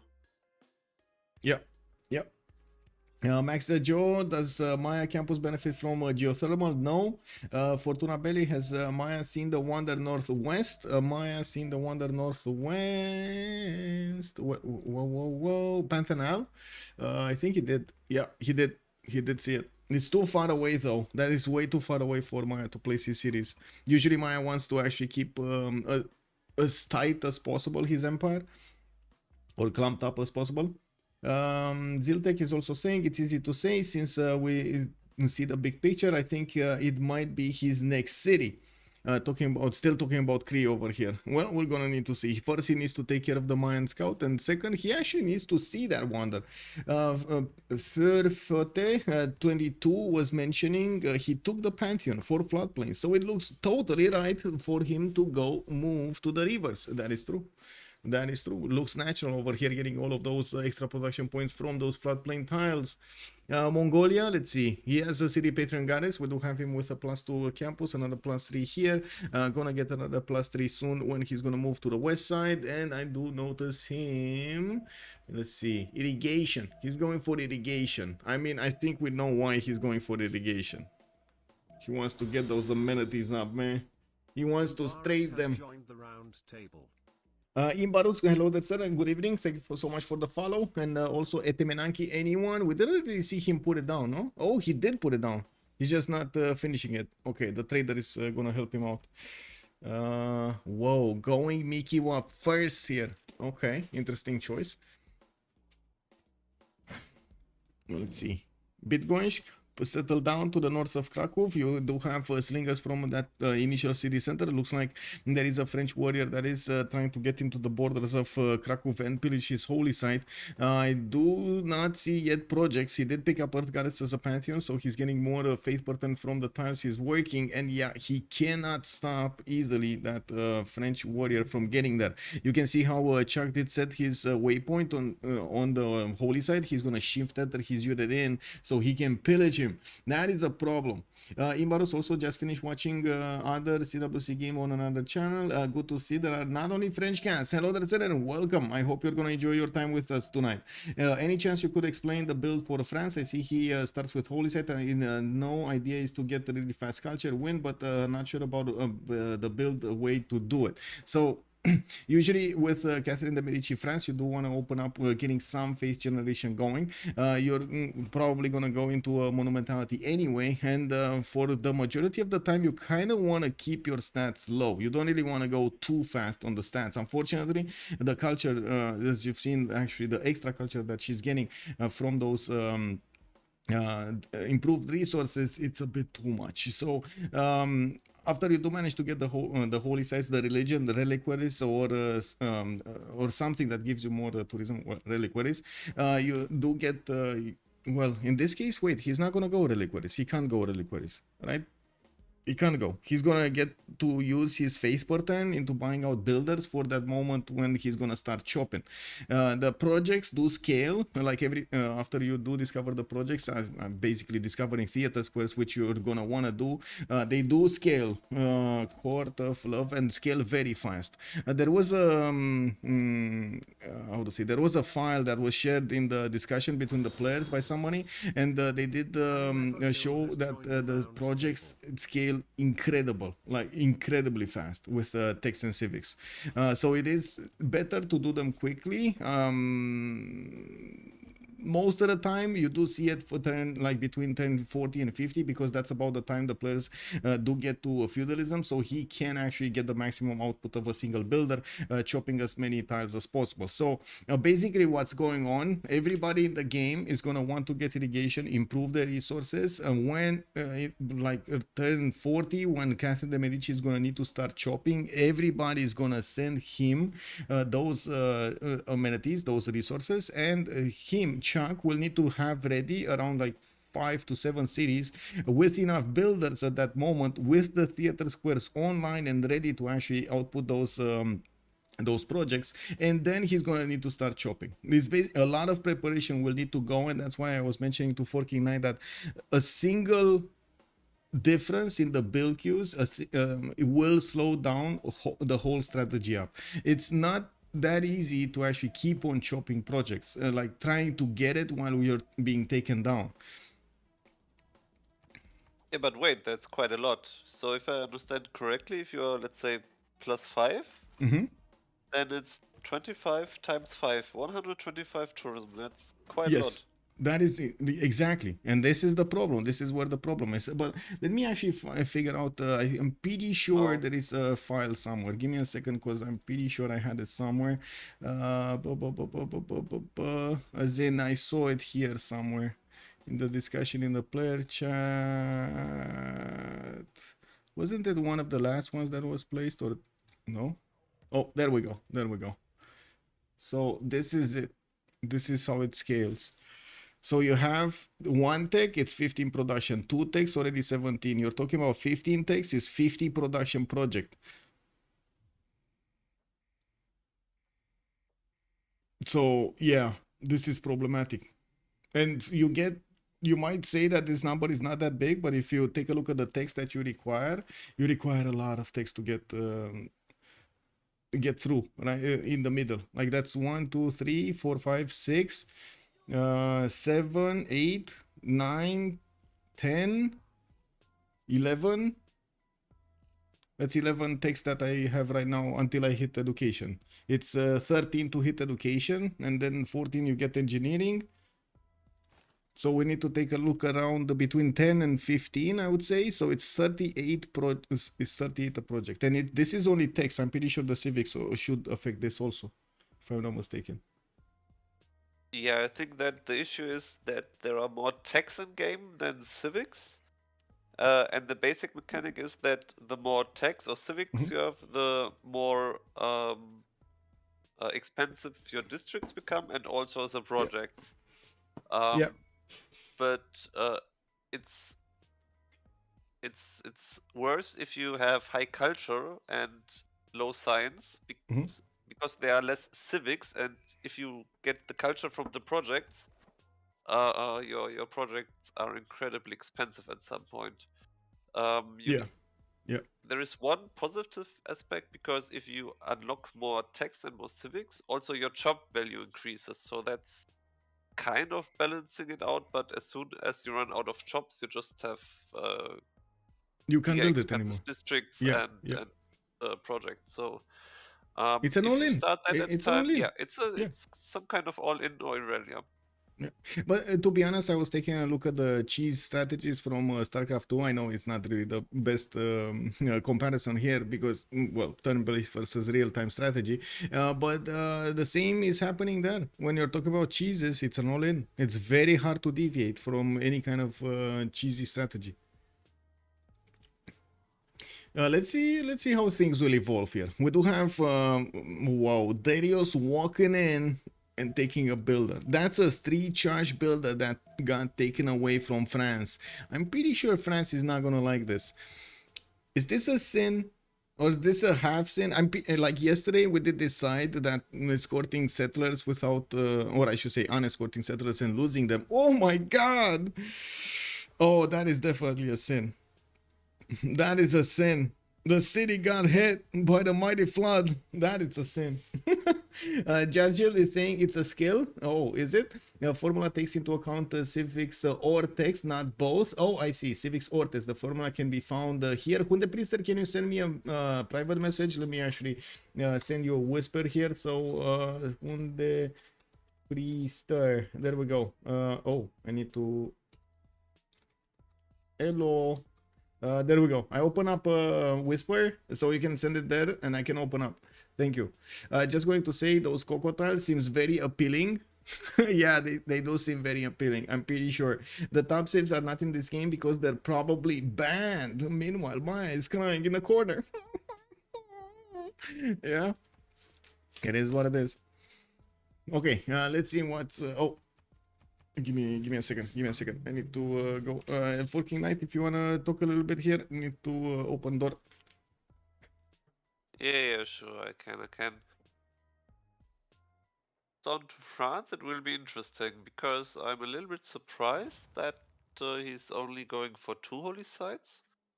Because if he wants to go for the CV strategy, you usually, at least I think, you usually go 3 holy sites. And then you can discount 2 theaters, get up your amphitheaters and make some projects to get the books, the early books, which are quite cheap and very valuable. In theory, you can also, yeah, in theory, I thought that it's a little bit strange that France is only going for 2 holy sites and not 3. But you can also discount 2 theaters if you only have 2 holy sites, but then you have to finish the first theater before you can discount the second one. But yeah, we will see what will happen there. Yeah, Moksha opened from Chuck. I guess this is a race for feudalism, right? This is what he's going for here. Yes. Traders coming around from him. He will need to get another builder in Nates to start improving those tiles. Definitely that... olive tile, I guess. That's the only one that's a little bit too expensive in the other series or too far away in the other series. Okay. Maya, well, still has the Macedonian warrior from the north, but it's only one and is not going anywhere. We do have Hanging Gardens from Webcam now getting built in 6, and I gotta point out that's exactly the turn number until we're gonna hit a new era. That's turn 31. We do have Temenaki also getting built in 4 turns in Mistavasis. Commercial hubs are starting to come around here, and his 2 traders are actually giving him quite a bit of gold income here. Look at him go, 18 gold per turn. Very nice, very nice. Not a single commercial actually finished, but he's 18 gold a turn. He improved 1, 2, 3, 4, 5 tiles in the capital, and he still has 1 to improve, the deer tile to the south. Okay, let's go. Yeah, come on, just 3 things. Yeah, he's doing 3 things. Magnus establishing the capital for more production and food when he's gonna get those projects, and when he's gonna get the governor titles. Kree is trying to get a builder back from Yerevan. He actually stole a builder from Yerevan as well, a 2-charge builder from there. Okay, Macedon went God of War and Plunder. We do have Macedon also putting down his Basilica Page. We're gonna need to see if he's gonna choose to go through the west side here. We still don't see a city in this western location to the south of Jerusalem, so I'm thinking he might actually come towards the south here with his units. Not really saying it's a good idea, but that is what it's looking like. And we do have Basilica Page, we do have Moksha in 3 turns, and I do see Macedon is or should be well aware about his west side here. Yeah, he is well aware about his west side. Yeah, and I think as soon as he gets his Hitleroi up, he should try to kill a city-state, probably the white city-state in the south, to trigger his unique bonus. Yeah, to get additional production in all the cities and then just spam units. Yeah, just keep going, yeah. We got also Simon Bolivar here. What is he? Kind of craftsman. He's going to get the extra production on these improved strategic resource tiles. The horses already getting those. He's also going for a 4th city really quickly, actually building up his commercials much faster than his allies or opponents. We do have him right now spamming 3 commercials, and I do notice to the northwest of him, we do have Maori with 3 cities of his own, God of the Sea as a Pantheon, which is going to give him the 1 point of production on each of these improved coastal resources. Doesn't really have a lot, like that's 3 resources, maybe 4 resources here. Doesn't seem like God of the Sea is giving him justice in this particular location. Okay, Government plots are being placed down also from Sambro. We do have him already getting that extra production from his abilities, from Kupe's abilities. Whoa, that was a fast early empire. What's going on here? Oh, Stroke Z is actually making quite a bit of gold. How is he making so much gold? He's on 17 gold at the, he went reliquaries, right? Reliquaries and tithe. That's why. We got tithe over here on Poland. We do have him only with 2 cities, but that's 6 gold right there. And I do see him getting Magnus in the city of Krakow, not Moksha. Interesting. This is Magnus opener for Stroke Z. Oh well. At least he is on 31 faith and that's pretty good. He didn't even build his shrines up, and I do see him getting some traders out. A 4th city going out soon from Krakow, and yes, the biggest question is how quickly he wants to actually build an army to go to France. I do want to point out this is extremely easy to pass an army land through. Like you get a city over here on the wheat tile basically, and then you're gonna have a highway of tiles to the city of Paris. Only a single forest and a single stone tile is actually going to stop you from having flat tiles all around. So that's like 1, 2, well, it's like 1, 2, 3 turns to get to Paris from this city over here. That is very fast. That is very fast. That's not what you want here when you're magnificent. Yeah, exactly. And I guess that's my question mark, because we know what happened in other games on the lakes, and whenever you see this situation happening, like the early aggression is 100% decided by how flat the well, I guess player preference also, but usually it is because of how flat the land is between them. Some see it, some don't see it, right? So there are some players that will see the opportunity, and some players will think, okay, it's fine, I mean, you know, it's fine for later on, we're gonna move tanks quickly there. Yes. I'm a little bit wondering what Poland is tackling, if he's going for political philosophy first, or if he's maybe going straight to drama. Because with Magnus first, he might have an angle to chop everything in the city, maybe chop out 1 or 2 projects to get books, and then just rotate Magnus, and then chop everywhere to get the maximum value out of the monumentality. That could also be something. I'm actually curious if he's gonna go monumentality, because 11 faith a turn is really a bad monumentality. No, I mean Poland. Yeah, I was thinking, I'm sorry, I was just thinking about Catherine here. I changed the subject without making a statement. I'm sorry. Yeah, Poland is going straight theaters. Yeah. That's clear. Yeah. Well, I'm actually looking forward to see how France is gonna use his bonuses. Ancestral Hall 4 turns. We do have a few archers magic to defend. He's gonna push back the Kree Scout. Also, Hunde Priester, by the way, can you share on Discord? Is that a possibility? Body Bag Ben, good evening, sir. This sounds like the dude who was talking about RuneScape to me the other day. Is that Is that you, Forking Knight? You're talking about RuneScape? Who am I? No, The no, dude that was talking about the RuneScape. Are you playing no, RuneScape? that wasn't me. No, that Wasn't you? wasn't me, Okay. I guess. It happens. It happens. Liang did establish in the city of Nantes, where he does have some floodable problems. We do have the players still 2 tiles away from picking up their golden age options. Macedon is still trying to build up his infrastructure for spamming out horses, and I do see another settler is coming up from Pella in 4 turns. In Shalkidikis, he's gonna finish his Basirgi Bates. He finished them in the capital. Didn't go for Gavron Plaza. This is also something that I gotta point out. It does tell us how quickly FKDN does want to get the military out. Now, Will coming up in 3 turns, a military tradition next turn. I'm pretty sure he's gonna start pumping out Hetari soon, isn't he? Yeah, but I Macedon, guess he would like to finish his Warlord's Throne before, so he Yeah. gets the additional production. yeah. Also, General coming out in 2 turns for him. He's 5 great General points a turn at this moment. Very nice, very nice. God of War and Plunder showing up big. Okay, Mr. Vasis did finish actually at Temenanki. No upgrades yet, so he doesn't actually get the extra size, but he does have the extra production. 2-3 tiles and 3 tiles over here. No, he's finally gonna discover the truth. He did discover the truth.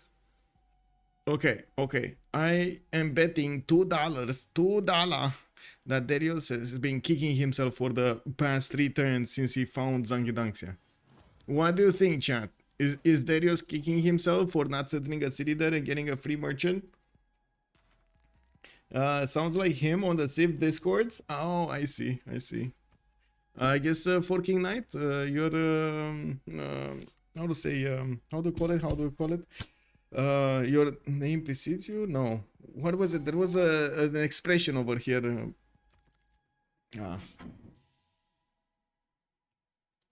Guess I have a famous doppelganger. Oh, your reputation precedes you. There we go. But pro player, pro RuneScape right player like here, Forking Knight. That's him. America Monkey, hello there, sir, and welcome. Nick, good evening, sir, and welcome. Wayland, hello there, sir, on YouTube. It's probably for the small bit of desert. There was a small bit of desert over there. We're talking about that weird. There is no desert over here. You know the weird haboob that we saw earlier? There's no desert over here. There's literally no desert. 0 desert. Wow. I don't know where haboob came from and where was he going, but I guess we got a glimpse of it, you know. Hello there, Urek. Also, good evening, sir. Let's put up also the 2 things here. Can we get 250 likes first of all, and put up yay or nay? Let me actually do it up. Also put up the prediction on YouTube. Give me a sec. On YouTube, on Twitch. Start the prediction for who will win. On the left side, we do have Team 2.50. On the right side, we do have La Steak Company. 30 minutes is a submission period. I think it might be too much, so I'm gonna put it for 15 because we don't know. The cheese just might happen at any moment in time here. We know kind of the windows of opportunity, but we still need to actually see how Chuck is gonna apply the same strategy over and over again. We'll see. We're 10:31, so this is the turn that we're actually gonna get to see what the players are gonna choose in this next era. By the way, it's not banning France's sin. I think so. Hilarious Lotus. I have been asking, and we saw a lot of yeses in the chat earlier, but I wasn't convinced. I mean, we only saw like 1 yes, actually, not a lot of it. We only saw like 1 yes. Chat, do you want to have another go? Are we deciding not banning Catherine the Magnificence is a sin? Are we deciding that? Papa Pasho, hello there, sir. Good evening, and thank you so much for the tier 1 sub. Much appreciated for the 4 months. Much appreciated, sir. Oh my god, we're getting close to that number over there, the magical number 4, Partner Plus. Let's go. What do we have here? Kyber, Penbash and Voice Golden Age on Gran Colombia. We got him on 3 series. Markets coming around for those extra trade routes. And I do see they don't have classical units, neither him or Maori. So I guess it's still going to be a bit more until we're going to see some horses coming around. We do have Daniel, also Drums of War with 10 science and 15 culture, 42 production on Macedon. He is getting his government plaza, doing an encampment training projects. That's kind of weird. He already has a general or will have a general soon, and I see him doing actually 2 of them. He wants to deny the general, basically. He's actually gonna chop one of his archers, but unfortunately he can't get it quickly enough to attack the Mongolian scout unless he actually gets 2 chops. That is a bit unfortunate. Like this archer is gonna pop in the encampment, and he's just not gonna have the same turn move to attack the scout and take it out from that iron tile before he's actually gonna manage to allow it to get pillaged. Give me a second so I can answer phone for King Knight. If you can talk a bit, answer.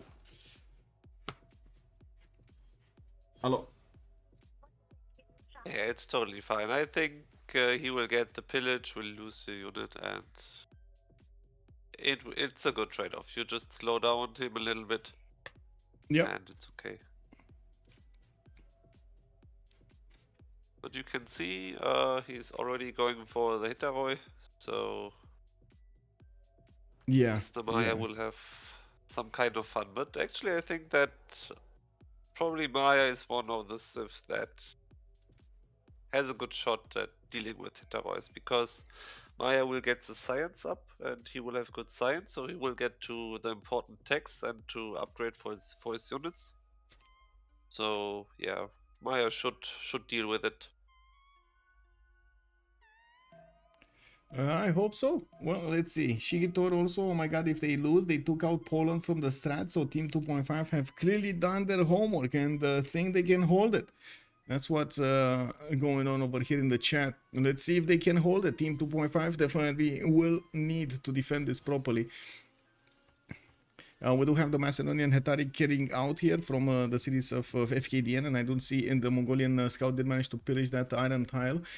We do have to take a look at the others, right? Let's see. Darius next. Do we have him? Penbrush and Voice Golden Age. Li Yang plugged in Mistavasis. He started to get the farms and the science from that series center at Temenaki bonuses. Ancestor Hall coming up in 3 times. Definitely has quite a few good series to place here, but does also have Maya to the northwest to worry about, and I would imagine he is gonna try to do something about it. Not maybe immediately, but he's definitely gonna try to do something. We do have Stroke Z also with 9 science and 16 culture. Biggest question is if he is gonna try to actually get an encampment down to get the general early on, or he is gonna try to get the defense up. King Knight is saying he's gonna try to go for theater squares. That means, of course, no encampments, no early aggression from Poland. I think that's gonna be a mistake. I think that's a terrible mistake. I don't think you can afford to wait for late game, like mid game, basically.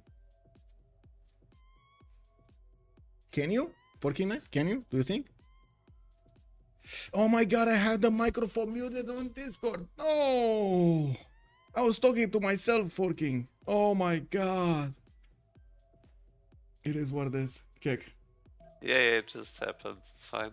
Yes. Also, you didn't have Discord stream? Wait, really? Oh my god. You had to tell me. Yeah. I clicked. You need to yeah, tell I me. wrote you. I wrote you. I mean, you need to tell you but you didn't see. talk. It's fine. It's fine. It's fine. You know, just give me the idea. It's fine. I can't really watch everything. I wish I had like 10 eyes and like probably 30 fingers, but I don't, unfortunately. It is what it is. Just defend France styles until they win the culture cheese. Well, I guess we're going to need to see. Stroke Z. I was mentioning King Knight. Stroke Z over here is not doing encampments. I know you said theater squares, and I definitely approve of somebody from Team 250 get that defense going for the culture. I don't approve of the closest one not doing units. It doesn't matter who it is. I just don't feel like it's natural to not make units. Yeah, just from my feeling, I would say Poland should go for theaters as well. Mm-hmm. But I also have no experience in how to defend against magnificence. I mean, I played against Civ6 fast, but not against this specific one. I Yeah. know it's pretty fast and can be pretty deadly, Mhm. but I mean the classic way of defending CV is just get up your culture, get all the boosts available, Mhm. and then get up your culture as well. Yeah, get some books because the books you get, the other one can't. So it's some kind of Denying. Yeah. Yeah. You're passive denying. defense Yeah. if Yeah. you want to put it like this. Oh, I Actually, it's see. kind of Maya interesting. did get a general. Maya Yeah, I actually think got a that's general. important. It's very important for Maya because otherwise he's probably getting steamrolled. Yeah. We do have Mr. Vasis here getting Cameron down, so I would assume Kree does want a general of his own. But look at that, Macedon actually picked all of them up. It was only Maya Yeah, that yeah. managed to get one, and that's it. Macedon just got all of them. Lol. Of course, Commandant General coming up on Gran Colombia. That's also going to be good. We got him going for Wallace Throne immediately, and I assume he's going to try to go to do something about the Maori here. It will be quite a dream if he actually goes east side. And there is also another problem. Mongolia to the north of Poland might put a bit too much pressure on Poland exactly when Poland would need to actually do the pressure against Catherine the Magnificent, and they're just going to equal out the presence, aren't they? I think Going so. to happen. I mean, if Mongolia is kind of running into Poland and then Poland can't defend CV, it might be the perfect scenario for Chuck. Yeah. Adam the Engineer, good evening, sir, and welcome. Cheating for 250, I see. And south of Greece, Tundra. Talking about the Ancestral Hall choice on Darius 227. Chat is saying that it is a mistake to go Ancestral Hall in this position because you just don't have enough cities to settle. I can't say I disagree. I'm thinking he wants to get the free builder, which is quite massive on Ancestral Hall, and of course more production towards the settlers, so you kind of shave off like 1-2 turns with that extra bonus. It does feel like that might be why he's doing it. I guess we'll see. Game he will probably decide early on. South of Fristanda, yes. Just defend France's forces. Yes, Michael. Yes. Okay. So what do we have next? Sambro. Strokes is in the Monumentality. I do want to mention that we didn't. 40 faith attend here on 4 cities, getting his commercials out. It's not theater squares. It's holy sites into commercials for Poland here. We got him on 45 faith attend, 60 production. That's pretty big from both sides. We do have also on the other side Sambro for City Strong, 12 science, 29 culture. Pembrush and Voice Gold Rage gonna get his 5th and 6th city soon. We do have him getting a few horses out, and I'm pretty sure he's gonna want to fight Gran Colombia in the choke points and not let him loose around his territory here. Now we do have him also fending off or putting some units on the west side, because yes, you know, Macedon does have Hetaris coming out going towards La Venta, exactly what Forking Knight was mentioning. He does want to get the Macedonian extra bonus production from bullying city states upon city conquest. 20% production in all cities for 10 turns. So he just wants to keep on taking cities over here. The bonus works even if you raise the city, right? Yes. Yeah, you just need to keep cities. Yeah. So he can just kill all the 3 whites, yes. Yeah. And then, I mean, 20% is massive. It is. If you take his production now, 60, just get 50 extra production for nothing, for just doing what he wanted to do in the first place, just killing cities. Usually you get some pillages on top of it, some mines, and yeah, you just get so much production out of it. It's insane. Yeah. Well, La Venta is probably going to be the first one taken out. Warlord's Throne is also going to stabilize his economy. He's on -1 right now. He's not going to get to pay for his Etaris anymore after Warlord's Throne is going to finish. And yeah, let's see the numbers changing. Now, come on. Wow, that took like a few seconds. -2. It didn't change anything. He got some new Hetaris out and balanced it out. Kick double. Maybe you have to wait for a turn. Yeah, maybe I need to wait a little bit. Kick W. Anyway, it is what it is. Or maybe, wait a second. Does he not have the minus? So, yes, he does. Yes, he does. Okay, never mind. So, I guess it is what it is. Let me take a look here. Maybe I'm missing something from Alexander's unique unit, the Hetari. It's too cold at 10. So, it's -1 with the -1 from Pella. What WTF? I guess the building itself costs. The Wallows Throne, does it cost you gold? Yeah, it does. It's putting a -1 on your economy. Interesting. I guess it is what it is. He got some minus and then he got some plus. We do have XP on 27 science and 28 culture. We do have him here. Coqueta gonna get a +3 campus. Actually, he got quite a few good campuses. Wallows Throne in Karakorum and setting up his Empire 4. You guessed it. Keshik Spam is gonna come out over here from Mongolia. He's actually gonna want to do the attack against Trogzi from towards the southwest. That's his opponent, and that's exactly the opponent that he will need to take out to not let him hit France next to him. We do have also... Yes, sorry. Do you know if Cooper has a general? Cooper does not have a general, no.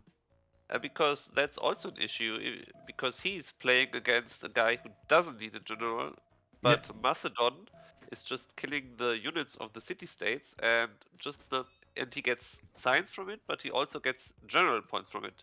Yeah. So he's just taking the next as well, and if Cooper doesn't get any general, nobody or did the medieval units, yeah, that Macedon got all of them. Really hurt. Yeah, Macedon got all of them. Only Maya managed to get one, to project one. That's it. Yeah, that I know, but if he doesn't manage to get one of the 75 points generals, then he's in really big trouble. Yeah, I agree. And Mongolia over here does seem like he's getting his Wallows Throne, but he's not making the projects. He's actually not making the projects. How many of these do we have? 3 of them, I believe, right? 3 of the 75 point? I don't think they're 4. Chat? Come on, chat. 3, right? Lolo? Good evening. Yeah, there we go. 3. Cash expand, but no medieval general is gonna be hilarious. I mean, you gotta do what you gotta do, bro.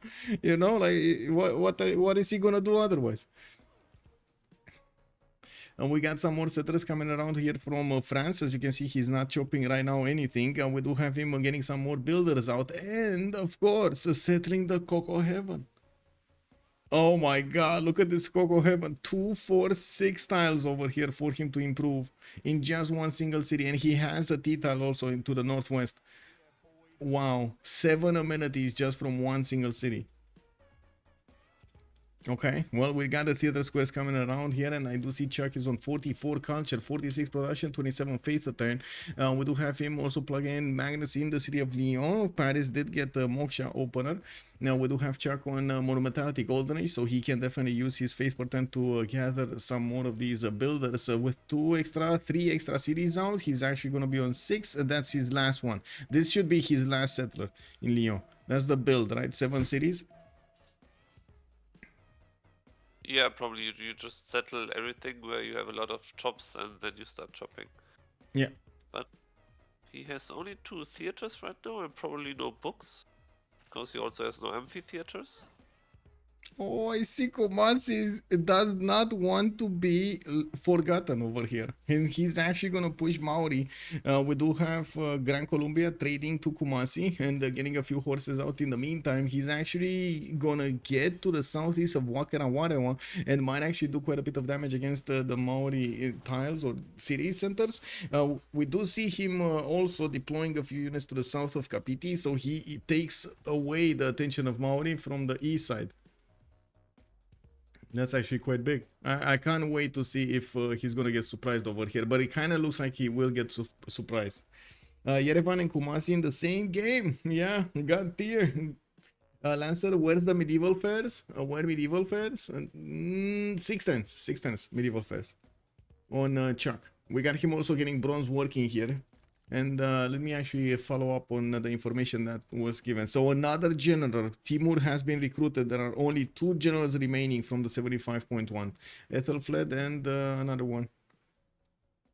Yeah, I don't have a good feeling for Maori, to be honest. Still no projects. XP is just taking this so lightly. And I mean, XP also needs one for his Kashix. Yeah.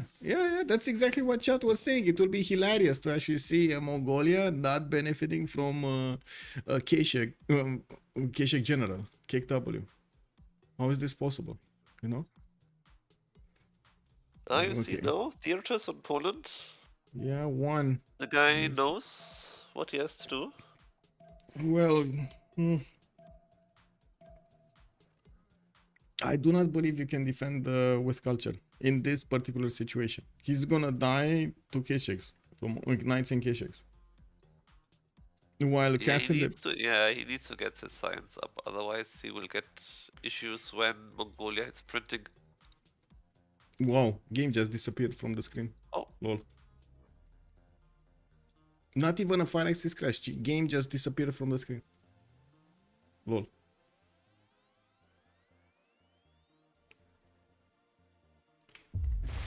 Kick double.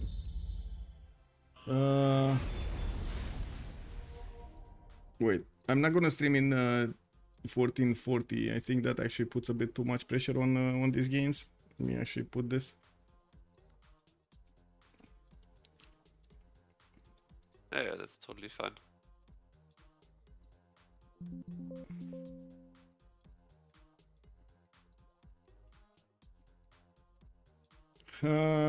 Game is too old, is not supported by current innovative systems. Yeah, I mean, I don't know. I don't know. I crashed. I don't even know if I crashed. Game just like totally disappeared. Not even an error. Let me actually open up event viewer here. Let's see what is going on. No error. Guess what? No error.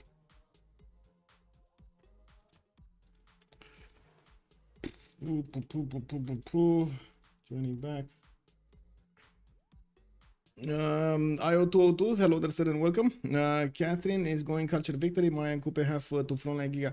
So my thoughts on this that I was trying to get going over there to explain. I do not believe there was a choice ever for Poland to sim in any kind of aspect in this particular situation, and because you cannot do that with Catherine de Medici. You need to push as quickly as you can. Like. And unfortunately, I believe that this timing, like instead of Poland already having a few horses on France, is going to give France the opportunity to actually get his setup going. That's what you need to break. You need to break his ability to get his setup going, make it so late that those projects cannot be chopped anymore. And I don't think this is what's happening here. Poland is getting some horses out, but this is kind of late. Can you hear me, by the way? You're fine? Yeah, everything. Yeah, okay. Fine, everything is fine. We're back up. Okay. Genghis won campus in Camon bottom 3 warrior mode. Yeah, exactly. I'm pretty sure we're gonna see XP over here getting his armies out towards the southwest with his warless throne. We do have him getting Ordus here from Urumqi and sending another settler towards the east side. Theater squares in Bordeaux. Lyon over here with settler. Builders in Nantes. More builders. France is getting ready. This is 1041, guys. 1041, and France is getting ready. Yeah, I think he needs medieval fairs or something like this, and then he can start with the projects. 4 turns. He has that time. He's using that time to get builders out. He's really going for it. Yeah. That's why I'm saying. You see, there's no time. There's no time for Poland. These horses are going to be way too late to get there. He needed to sit on 3 cities in Camon opener, 3 in Camon opener, and get the stables going or the barracks, whichever you want. Get a general and go against your opponent. There's like no way. And not only that, but keep on making units until you really completely into him. I don't think there is another way to defend this. Anyway, coming back to this, we do have on the west side Gran Colombia actually pushing Maori, but he got caught, and I do see that Khyber is gonna make Maori over here make a defense. I guess that's good. We do have some Macedonian units that are not gonna choose to go towards the west side, towards Maya, where there were quite a few easy cities to take out. Looks like he's actually gonna push towards the east side, and we do have FKDN trying to go through the one-tile chokes through the Maori territory. Ashme, good evening, sir, and welcome. Chopped us in having workers cut trees down for production. Yes, exactly. Holy crap, somebody picked up my Auntie Beasley. Good evening, sir. Yes, indeed, they did. Catherine is going culture victory. Could have a fraud like Giga aggressive Civ like Macedonian. Did France get tithe? They have no gold otherwise. France did not get tithe. I believe tithe was picked up by Stroke Z. He does have 72 gold per turn. That's actually quite big on him. We do have Darius on 34, and you do see that Chuck is only on 19, but I do see Maya's making some gold. I mean, overall, they're not making a lot of gold. Let's not kid ourselves here. 17, 10, 32, and 19 is just not a lot of gold. It's kind of okayish gold for this point in the game, but it's definitely not enough gold for upgrading units and stuff. Valletta looks like he's taking the Mongolian army for a ride here. We do have some Vallettan spearmen and archers taking out these units of Mongolia or dying to them. It looks like Warlord's Throne is going to finish next time. And again, there's no general here. No general project coming out from Mongolia. He's just not going to have a general. Oh my god. Macedon will just deny all generals. It's insane what he's doing. Yeah. He keeps on getting these hectares, one-turning them. Look how many hectares he's getting. Yeah, he's just this is getting scary in his main cities, and he is doing it correctly, I think, because Maya showed respect. He made an encampment, he chopped general, he's ready to fight, and then he just says, okay, I got your point, you're up to the task, I now just go to the guy who has no general, have fun. Yeah, but the problem, the guy who has no general is gonna have to benefit from one-tile chokes. And getting to him, it's a bit too late. Like, every turn counts now. There's no, like we were pointing out at the beginning, allowing Catherine the Magnificence in the game puts timers on every little move that you do. There's no more question mark of what you should do, or there should be no question mark of what you do. You see target, you kill target. Has he any kind of tourism? Has he books or something? Let's see. I know. What is Chuck? Chuck is on 8 tourism a turn. That's it. 8 tourism. What is it? Is it 2 books? Probably I guess it is 2 books. Not even 2 books. I don't think he has 4 books. He doesn't have a single book. He doesn't have a single amphitheater. It's his religion that's giving him the points. What is it? Well, here is his religion 10, but I'm pretty sure it's the religious bonuses that are giving him the tourism. Does it say anywhere how much tourism you get from a religion? It should be 8 from a religion, but anyway. He's gonna have to, but is Poland gonna pressure France at all, or he's not doing it? I mean, getting horses out at turn 43, the general, seems like it's way too late. Way too late. We got Poland here getting a settler also, which kind of makes sense if he wants to upgrade these units, but yeah, it is what it is. Right now, we're just a few turns away. He's playing it very clever, yeah? He's just putting his units to the west, so he sees when units are coming, so he then has time to chop. And he has the builders out anyway, so that's kind of good.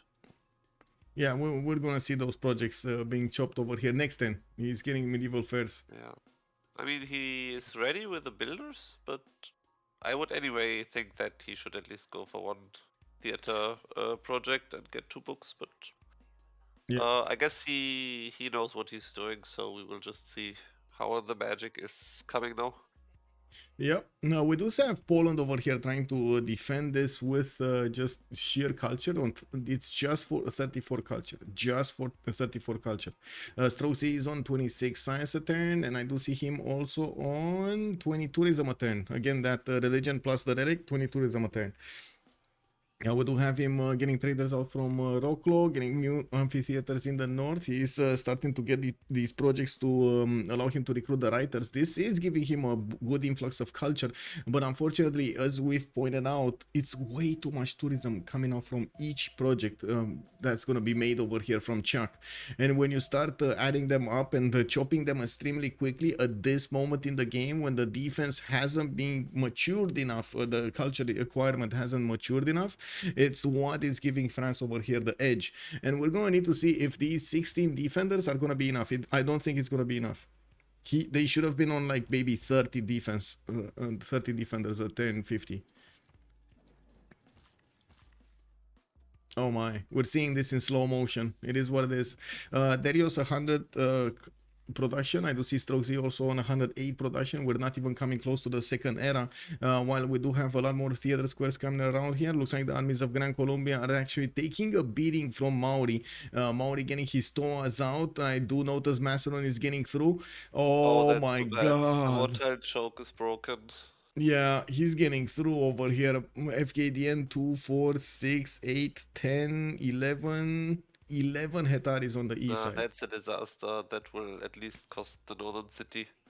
Yeah. Well, I guess we're going to need to see the Maori units.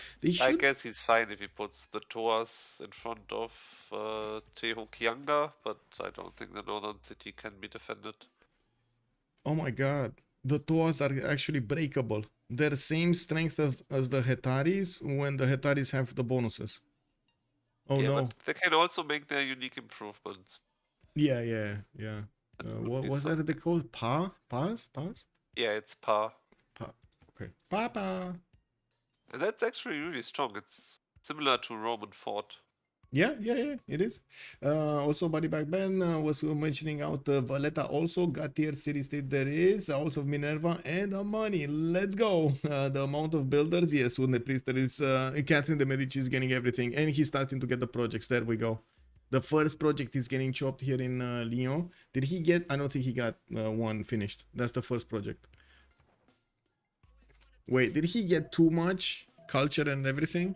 Does he have enough chops? I have so many questions. I have so many questions right now in my mind. I mean, they're already really expensive, but we will see. Yeah. And again, look, Poland, 3 horses. If only he would have had, again, 7 horses with a general. That's all he needed to do. 7 horses with a general. France would have been outmatched. Anyway, I guess we'll see. I'm getting overexcited here with a lot of coffee in my system and seeing this happening a second time in 2 weeks. Wow. I can only imagine what we're gonna have after this. So many talks about this. Okay, I want to ask everybody on chat over here, because the players definitely didn't actually get together and say, yeah, this needs to be banned. Let's see if chat can spam on Twitch and YouTube if Catherine the Magnificence needs to be banned or not. Let's see if you guys can spam. I'm pretty sure if there's enough feeling in each of you to have it banned, I'm pretty sure you're gonna spam yeses. If there's not enough feeling, you are not convinced about Catherine Medici, you're just gonna spam no. Okay, no. Oh my god, look at the spam. Look at the spam over here. Yeah, it's no. Ajme, Minus, do you mind explaining what exactly is happening?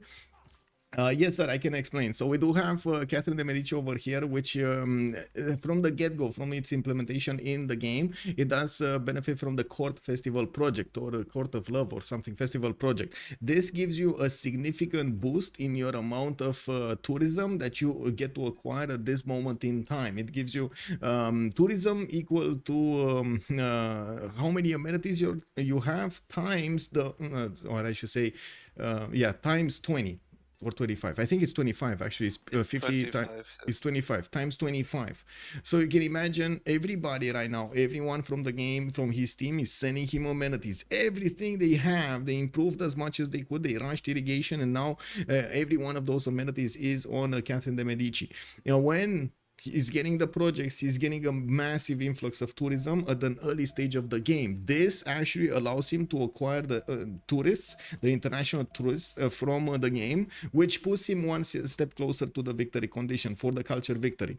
This is extremely niche. It's a niche situation that was figured out like 3 or 4 actually CWCs ago by Tordert. Well, he was the one doing it in a final, Tordert, so we're going to mention him. And it was done again last week. I do have to say, I kind of agree with the players from Ferretos de la Vega that this was a cheese that was thought to be fixed. So nobody was expecting this to happen. You know, like there were very few that were expecting this to actually work, because you stop it. Exactly, the general is pointing out, you stop it by sending units. He can't spam projects like this. France has the ability to chop right now, because he actually doesn't need to do anything else than chop. If he would have been actually correctly pushed by Poland from the west side, I'm not saying that Poland's strategy isn't good, in the sense that normally you wouldn't need to push your opponent this time around, but in this situation France really needs to get pushed. It really needs to get pushed. Like this is one of those situations where you don't have a choice. And it's yes, I know, most of the time in Civilization, and this is exactly what we love about the game, we have choices to make. We can go our different pathways. If you like simming, if you like wording, if you like culturing, if you like religious victory, anything is possible. But there are a lot of situations in 4v4s in which you have no choice.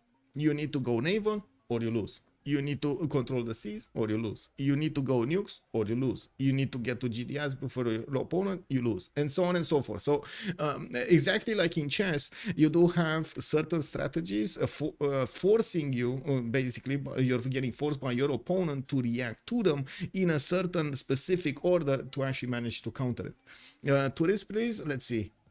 He did the project, right? One project. I don't think he did the second one. No tourists. Why is Leech here? Lol. But I think he should start to make some units, because there are 4 horses coming, and they actually buy a horse.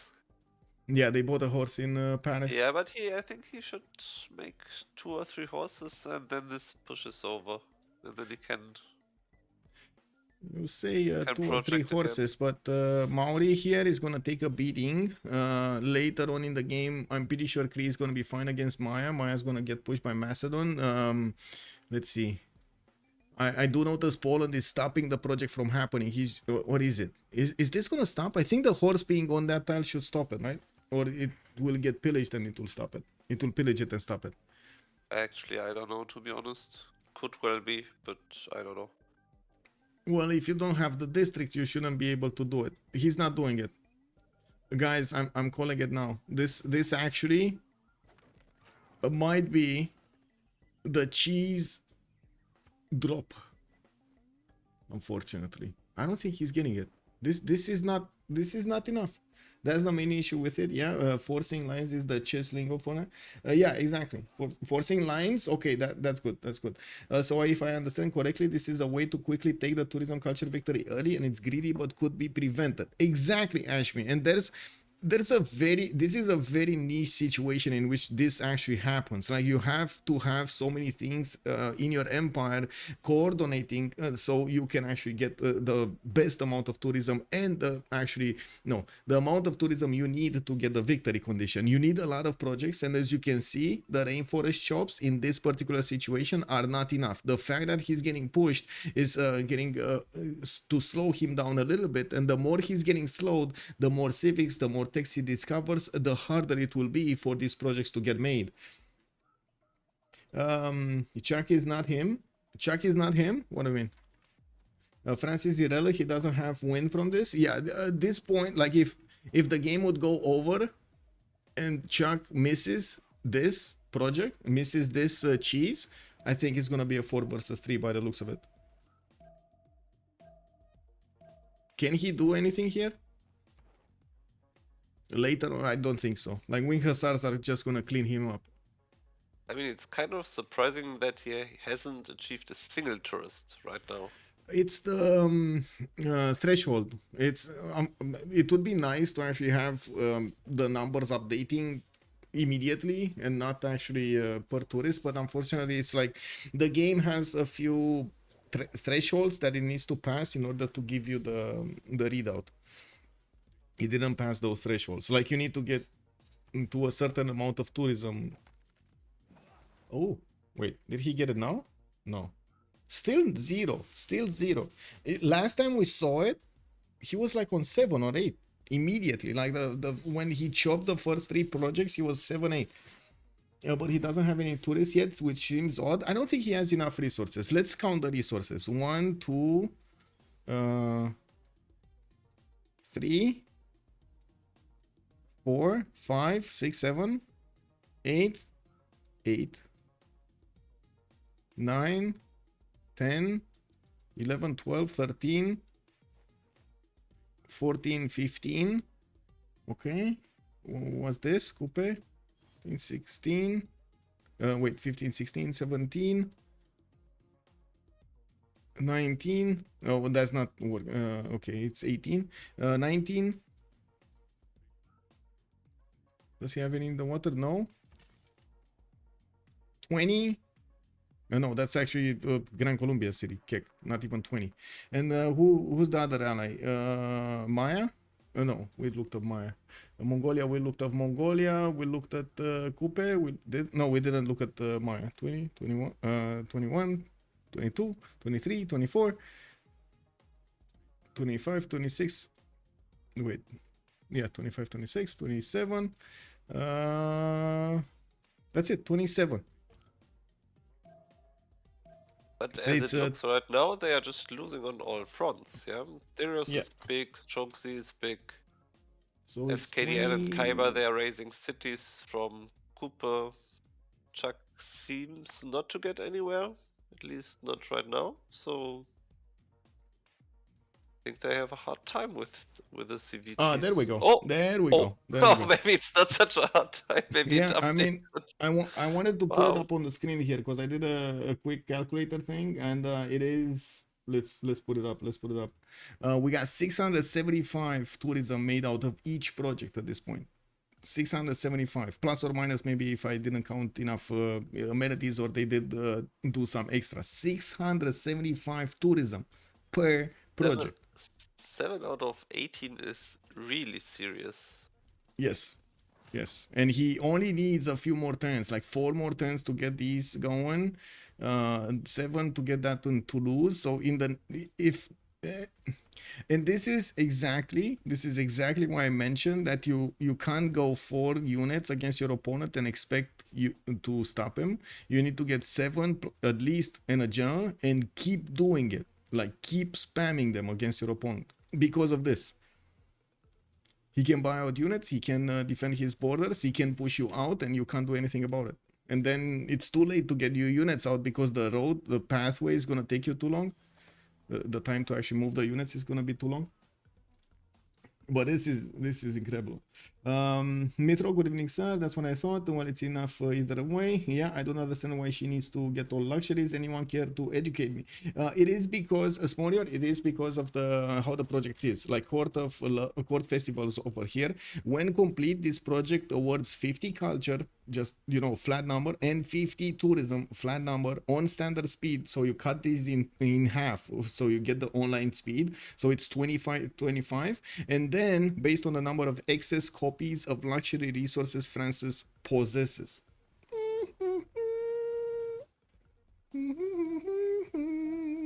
It doesn't, I gotta say, it doesn't really state. It is, how to say, multiplying those. It is what it is. Yeah. So it is actually less tourism. Sorry, it's less tourism than I counted because it's 27 minus 4 then he has, it's only excess resources. There's some minus over there. I don't think it's that big. Oh my god, 13 out of 22, guys. Computer says next turn we're gonna have it. I would assume it's not next turn, it's probably gonna be like in the next 3 to 4 turns. But yeah, Valletta is taken. You don't trust this evaluation because it usually says last turn you got so many tourists, so you will probably get it next turn as well, and that's of course just wrong. Yes, I agree. Unfortunately, it's trying to base its prediction with the last influx, like the last turn income, Yes. which is not always the correct one. You might just finish a project or something. You are right. The project gives tourism on luxes, not just traditional things like relics, books, wonders. Yes, sir. Yes, ma'am. Exactly. It's like 50 maps, 50 max, less if low on copies. Exactly. Exactly, Aquadrian. That is exactly Arabov. It is so problematic. Wait, this Maori guy is just dying? Yeah, this Maori. Well, I'm pretty sure he can push through Toas. We saw it earlier. These Hetaris with enough units, he can push through Toas. So yeah, Sambro here is in a massive problem, especially since he's getting attacked by also Gran Colombia and from the north by Macedon. We do have Macedon also starting to expand towards the west side, getting closer to Maya. But again, this relies on the reality of Poland stopping France. He got Strogzi. How did he convince the horses to get here? Wow, I love this. He actually has 3 horses. That should never have happened. That should never have happened, and I don't think that was necessary. Yeah, I mean, you know, he's gonna he needs to pillage that. I think he can stop the project like by pillaging the theater square. That's the request here. That would be his. I mean, you shouldn't forget that everyone is giving the Luxus and the gold to Chuck, so they have issues with their production, with their keys. They can't upgrade, they can't buy tiles to chop, whatever. Yeah. So that's also why Maori is stumbling and XP is not really helping. So it's kind of difficult if they all in, because 3 guys are struggling while the 4th guy has to deliver and get the CV. Okay, we got 3 more projects finishing: Toulouse, Nantes, and Lyon in the next 3 turns. Yes, they did stop Paris, Theater Square, and I do see he's pillaging everything else over there in the city of Paris. Imagine if he would have had a few more units. Anyway, I do see Stonehenge getting in Krakow. We do have 5 turns for the Golden Age to start. Mongolia did take over Valletta on the west side. Still didn't pressure his opponent to the south. And yes, he did not get a general. Yes, you see it here first, guys. We got Mongolia without a general. Is this a sin? Is this, guys, is this a sin? Mongolia not getting a general for his units, for his unique units. Culture victory is not gonna pass. J2 is calling it. It is. Oh my god, we got quite a few contradictory statements over here in chat for King Knight. What are we gonna do? We don't know yet. We don't know. I mean, some people are calling that France is gonna get that tourism victory. Some people are saying it's too late now. Is it though? Is it? Actually, I'm not sure. I mean,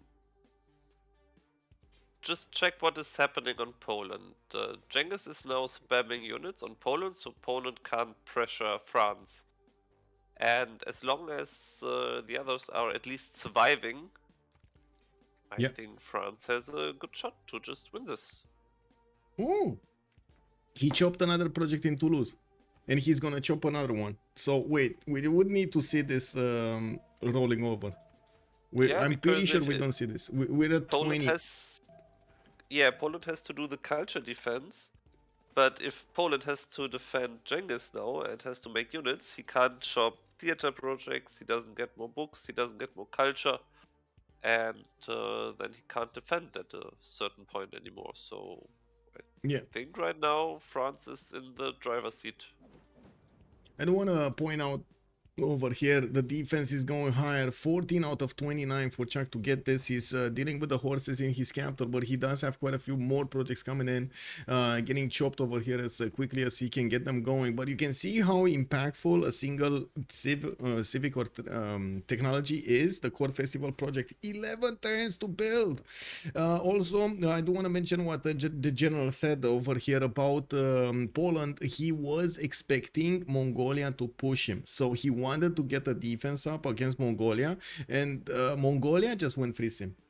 He never actually showed up on Poland. So Poland was getting ready for a defense while he had a few units in there. He noticed that, hey, this guy is not going to push me. So he decided to do the next best thing and of course send those units to his opponent here. France went from 7 to 18 tourists to 14 to 29. Yeah, the culture victory might not be possible. Show Maya names. Okay. Daniel's fanboy. Oh, wow. I think FKDN is gonna have some fun with that city. Good strat in the pocket. Yeah. Make Civ great again. Yeah. I love it. I love it, Ferno.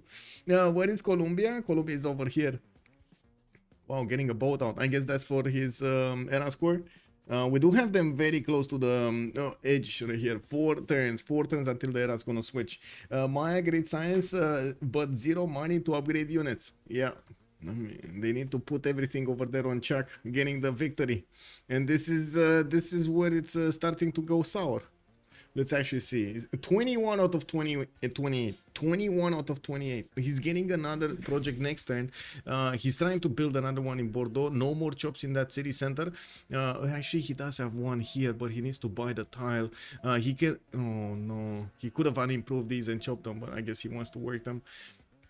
Let's see next turn. Is he gonna flip this? This, by the way, he could have gotten at least another project from Paris if Poland wasn't there to stop him from getting the theater square up. From keeping the theater square up. Lyon gonna finish it? Let's see. Is it gonna be the Lion gonna finish it today? 21-29. Still 21-29. He didn't roll over those. Okay, we got this. Soon to be chopped. He does have 1, 2, 3 more chops, 4 more chops in that city center. Okay, in Toulouse. Ren here is still getting his theater square up, and I do see more chops in Nantes when he's gonna get another theater square festival project in 2 turns. He needs to be quick about this. You can't really, and this is the problem with this strategy. If you slow it down 10 turns, there's no more culture victory happening. Like that's it. 10 turns, and that's it. Paris theater being stepped over is being detrimental. Yeah, exactly. Like that one horse is keeping up so much, is putting up so much defense against France's Court of Love. Well, Court Festival, I should say. Yeah, but now he can repair it and start again. And he has Magnus chops in Avignon for other projects in the city southeast. Oh, the south one. Yeah. Oh, right. So he's getting this. At okay. Least 2 more Magnus chops. So he's finishing 2 more projects next time, because this is gonna get chopped next time. Lyon is finishing 1, and then boom, we got this one. So I think he might do it. Like in the next 3 turns, he might actually do it. Yeah, it's at least very, very close. Yeah, it will be very close. We do have Stroke Z actually 89 culture here. Still in a monumentality. He did amazing, and I do want to point this out. I did not trust earlier that Poland is actually gonna do the defense here, but looks like Stroke Z did manage to get so much culture up, rolled those writers like there was no tomorrow, got all of them, and I do see him even putting units in front of France and trying to slow him down. Yes, I guess we can count that he could have been there faster, but I would totally understand that he had Mongolia to the north that could have pressured him. Now, I guess our expectation was he would have needed to sacrifice everything to take down France from the beginning. So, yeah. I mean, from this point now on, I think it's just France wins CV or they lose the game. Because if you check the production numbers and the stats, they are completely outsipped because they gave everything to Chuck. And now Chuck has to deliver. It's all or nothing. Yeah. Okay, 21-30. He still didn't chop this one. So let's see what happens after he chops this one. And he has Nantes also coming in 2 turns. Okay. He got this away. Paris probably gonna rebuild the theater square. There we go. Needs 1 turn. Does have a few more chops, but they're all rainforest chops, not very good ones in the city of Paris. I'm pretty sure he's still gonna try to get some chops there. Okay, let's see if this is gonna be enough. How much is he chopping right now? 75 production chop, by the way. There we go. It takes a little bit of time. It's not instant, by the way, to count this. If we see some influx, we might see it, we might not. Core festivals, more like timber sports. Sam Alrion, good evening, sir. Have to have more foreign tourists than the domestics for every opposing civ. Yeah, exactly.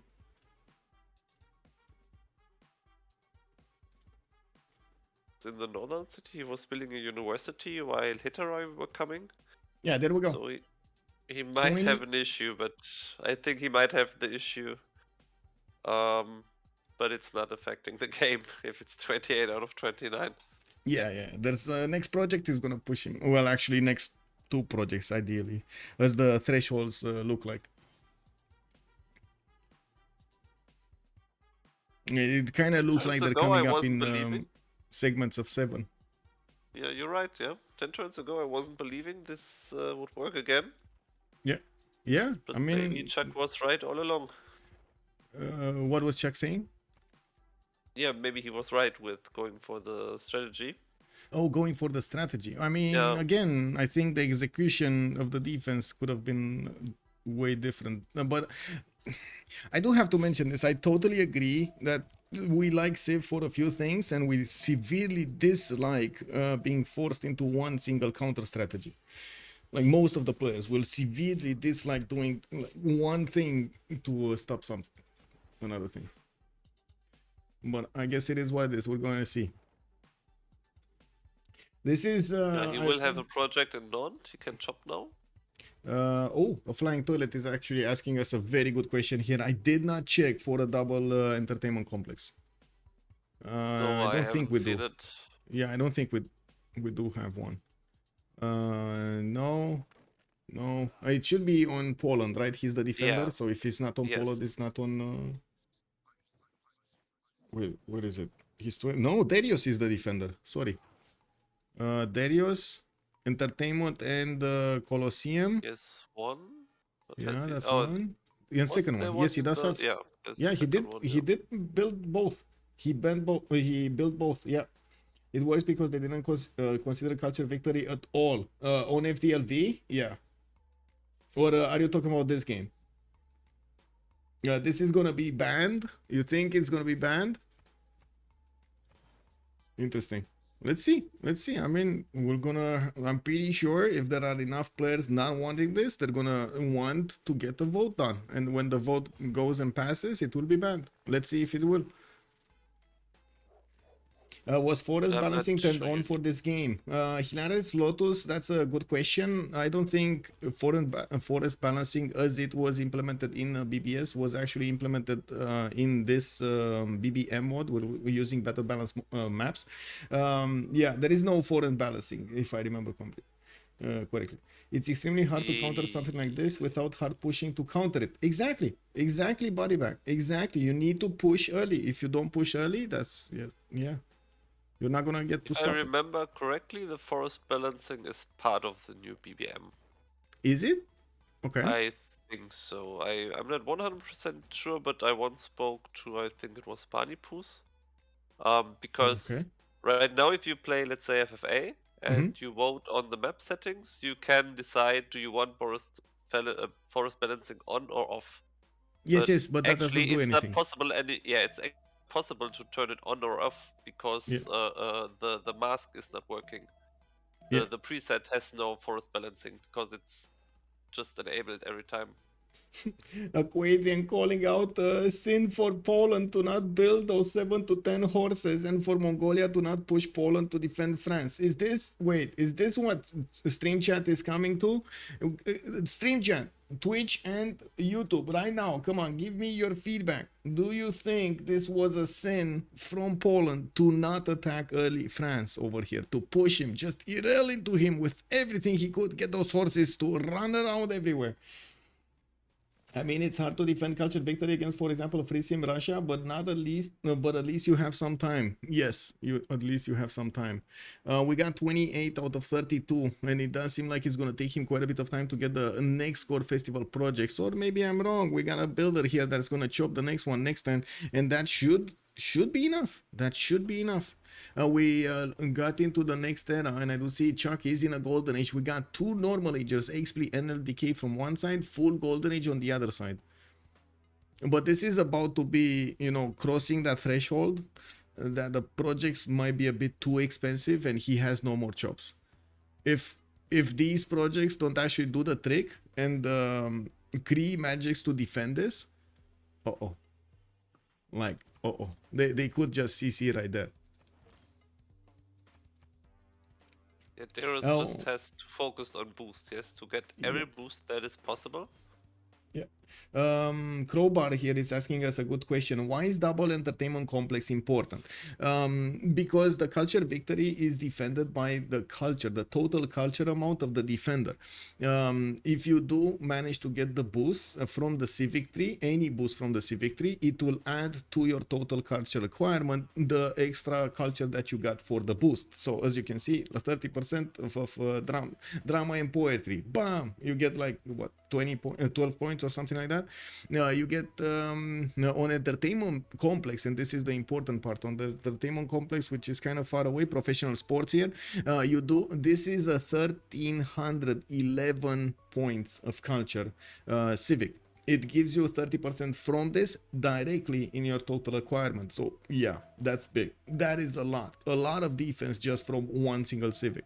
You can do quite a few of others over here, but that is one of the biggest ones that you're gonna get. Okay, we got to connect over here with Leech. Are we gonna have a pause here? Oh, I go away. Give me a sec. Go.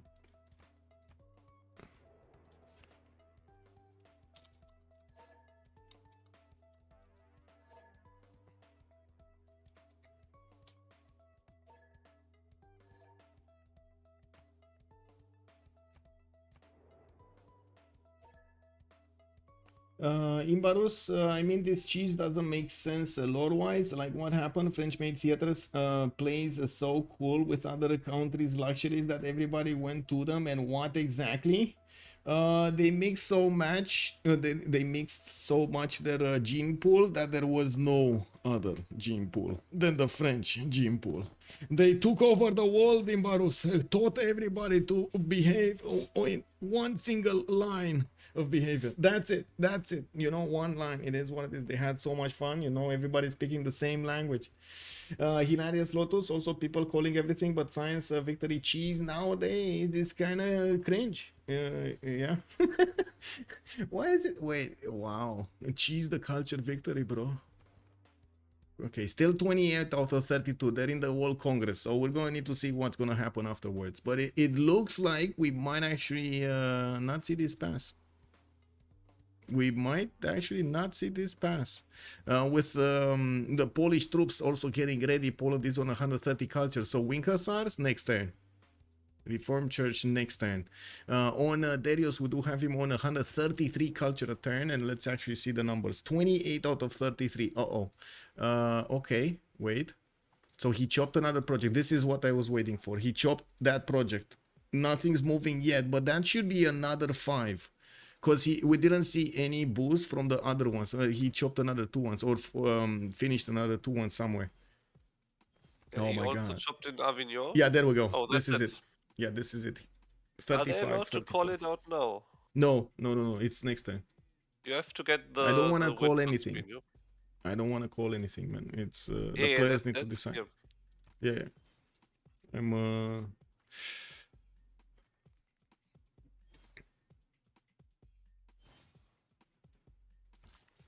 yeah.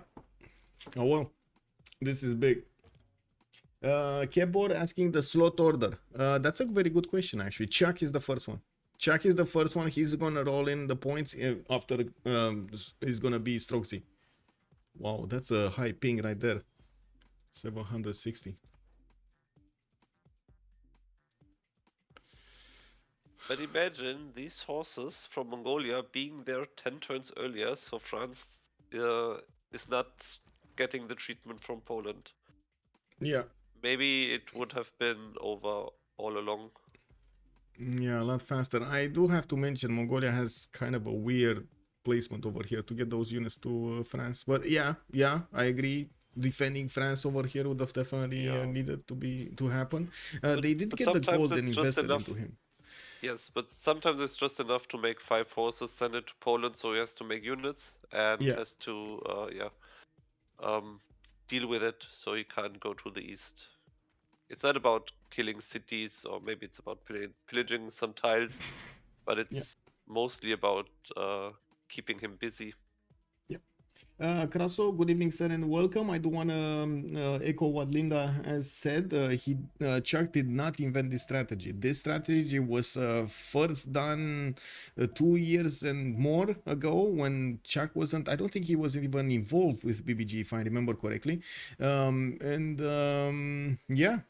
We just evolved after that. We thought it's taken care of because they put quite a bit of nerfs on France, but it looks like the strategy is still alive and kicking. Are we gonna see the? Yeah, there we go. Ending screen. It is what it is. Nate, good evening, sir, and welcome.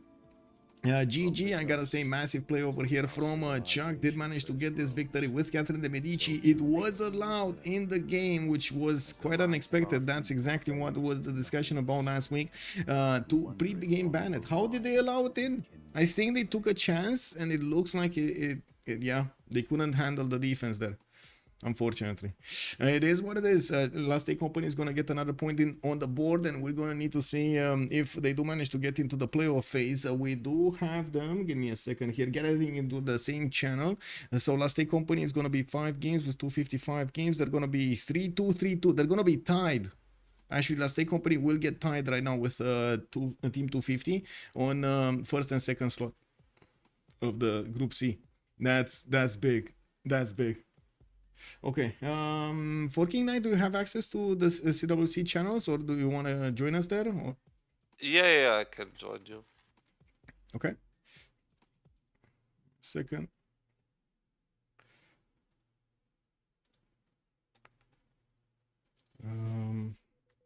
I think I need to do something here.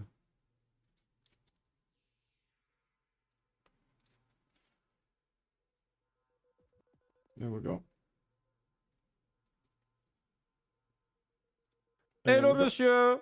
Oh, but so was you 2 times in a row. What is this happening? Two times. I don't know what happened. Leech, I want to know your opinion. What do you think if Poland 3 Camelot opener drums of war goes all into France? Just erails himself completely. Of course, I don't get why Strokes don't do that.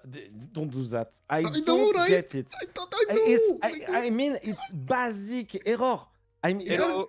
Hello. It's very, very surprising for me to see that kind of game from 2.5. GG, guys! GG, well played. GG. Like 5 more turns and Chuck wouldn't have been able to do it anymore. 5 turns, that's it. I let you start. I have a 3 more project in 5 turn. Yeah. But then the next ones, are you gonna finish any of the next ones? Yeah. No. Yeah. I gotta say, Kree put up a hell of a fight over there. It did slow you down quite a bit. GG. Oh, we need to know, Strokesy. We need to know. Sorry. Yeah, we have a lot of questions. Hello, GG. Yeah, why you don't push, man? Why you don't push, Strokesy? Why no, don't push us, Rose? Good question. Thank you. But how do you feel? Are you sad? I don't care actually. To be honest. Yeah, you don't care. I don't really care. Yeah, it's not very important. But what do you feel about it? I mean, yeah. I mean, we kind of expected it. Yeah, but you are the closest one to France, and you decide to just go full doggy dog, and try to just put army on their frontier. I don't get what you did in the game, to be totally honest. It was well, that's fair. Like, I mean, I didn't really have a plan, so The plan was that, you know, what was the plan? I send units later. Like, I send units like hussars and stuff, and and then maybe the guy wouldn't have won CV by then, but you know, he did. You was not afraid about this because we saw it last week. No, we were, but like, we also knew, you know, if we send a couple horses here and there, then, and if we apply pressure to the other guys, and that if they can't spend so much gold on the fronts, if they have to spend gold on other fronts, then maybe the win is slowed down. I mean, it was slowed down compared to what the Ukrainians did, right? Like Yes. it was Yes, 10 yes. turns later, 10 or so turns Yeah, later. 11. So Yeah. and Yeah, it's significant fight over there. I mean it is slower, but whatever. We were kind of surprised it was so slow compared to the Ukrainian game, because we had like 30 resources in duplicate, so it was the same amounts approximately. But we think it was because I didn't have either reliquary or some early wonders that could have I made see. the like 5-turn difference. You also had a lot more rainforest chops than forest chops. Yeah. But I put my Magnus Bestity with more chops in woods chops. So. Yeah, the avenue. Yeah. You know, So- we were also kind of thinking, you know, maybe you guys baited us and thinking that you're gonna go for the cheese, but then actually don't go for it and play normally. Yeah, I was And, thinking the same, It was the plan, to be honest. In the second game, if you didn't have remapped, I think we would have go for a normal game, because we don't have a lot of luxury in our lands, and I have quite a good land for internal classic gameplay. I see. But yeah. So On- what on do those- you yeah. what do you focus when you do this strategy? Do you focus the luxury, or you focus to defend the France? Because we were asking ourselves some question about, for example, XP with Mongolia.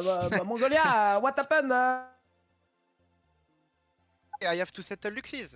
So Yeah. Oh yeah, true. that's also a point. Yeah, like I was kind of expecting Mongolia to come on me. Like the Yeah, guy yeah. had a bunch of horses on Valletta, you know. Like I was expecting the guy to come on me. So if I send all my units to France, you know, then all my cities are just exposed. So that's also a point. The Mongolia guy, just if he came to me, then I'm kind of screwed. Yes, It I was- was like, yeah. if Strokes is not simming, I go fully run on him.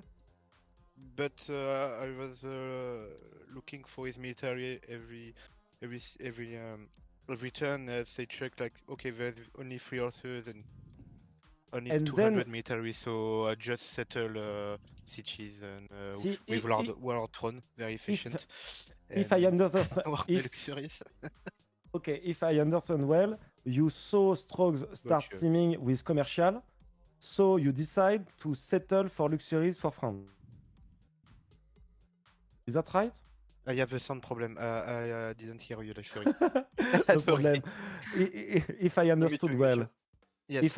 if I understood you saw Strokes going on commercial, and you Yes. decide to go on sim luxury Yes. for your friends. Okay. Yes. Okay. Yes. Okay, it's a reason. But the plan yes, was like, if Stroke is going military, I go military. But he's not, okay, I just do settle The settler Mayan and The builder. Mayan pig was for the luxury, for the plantation luxury? At the start, we didn't know if we should go for the strategy because they had a really aggressive draft. Yeah. Then, if France was in front of someone, we could just play the game normally. But here, he was in backline, then yes, here the goal was just to send luxury, but on a normal game, I can just play it like normally with many science. Okay. Maya Unlock, so it's good. Yes, my unlock is pretty strong, I think. Yeah, same for Catherine Magnificent. It's like decent Civ if you're not doing the strategy and you play like usual gameplay. I I think agree it's with one you, of the Chuck. strongest in FFAs, no? In It's very good. Yeah, it's a good Civ, but I'm not saying it's like one of the top tier Civ, but And I agree with enjoy you. I play- mean, opening Catherine la Magnifique can open you some strategy to maybe bait a bit the opponent Yeah. team. And it was cool draft because 2.5 team tried to do something with the Poland first pick. I liked it a lot, to be honest.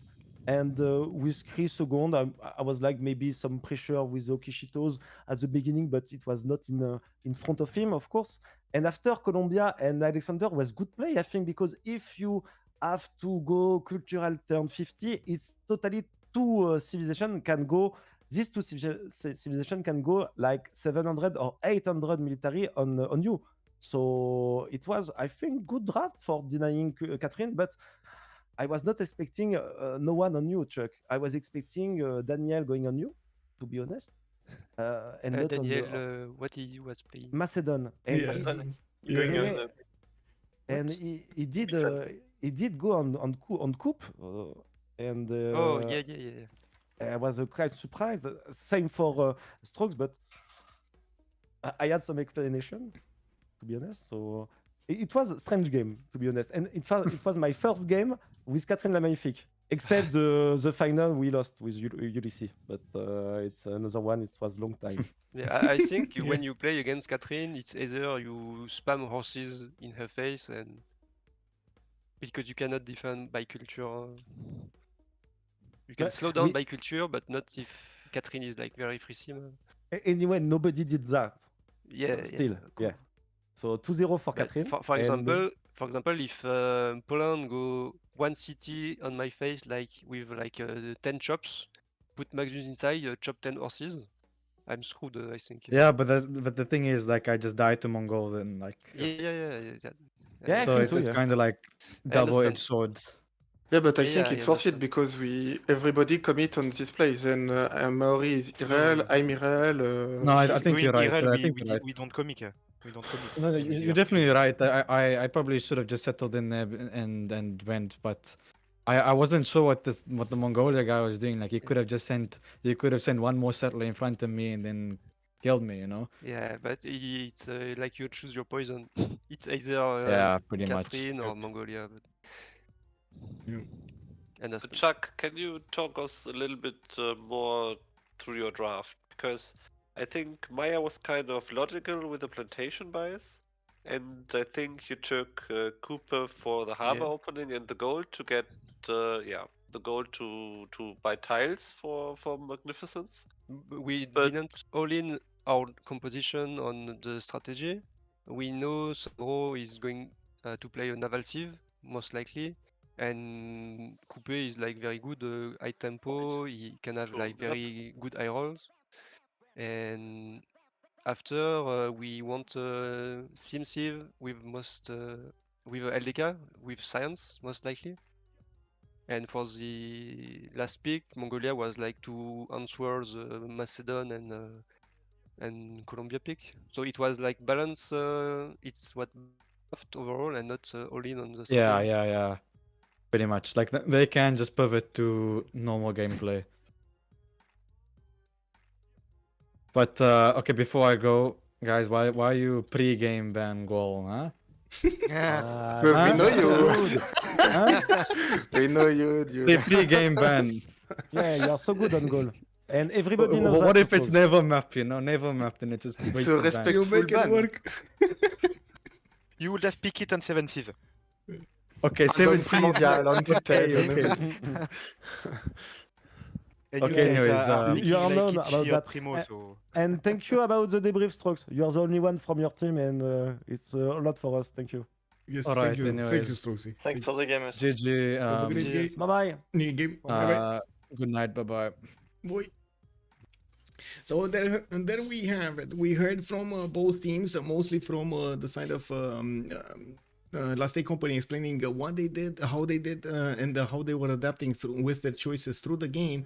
We did see they didn't commit from the first turn, but they did actually have a strong opinion about it. We did have also the opinion of Stroke Z, which did tell us what was going on their side. And as you can see over here, we did have a few things that were definitely needed to be taken into account, from Mongolia's choices to Catherine de Medici's openings and everything. We did have Kree also trying as much as possible to defend this with his culture victory. Did those two entertainment complexes, did manage to get quite a few theater squares, and probably got all of the writers.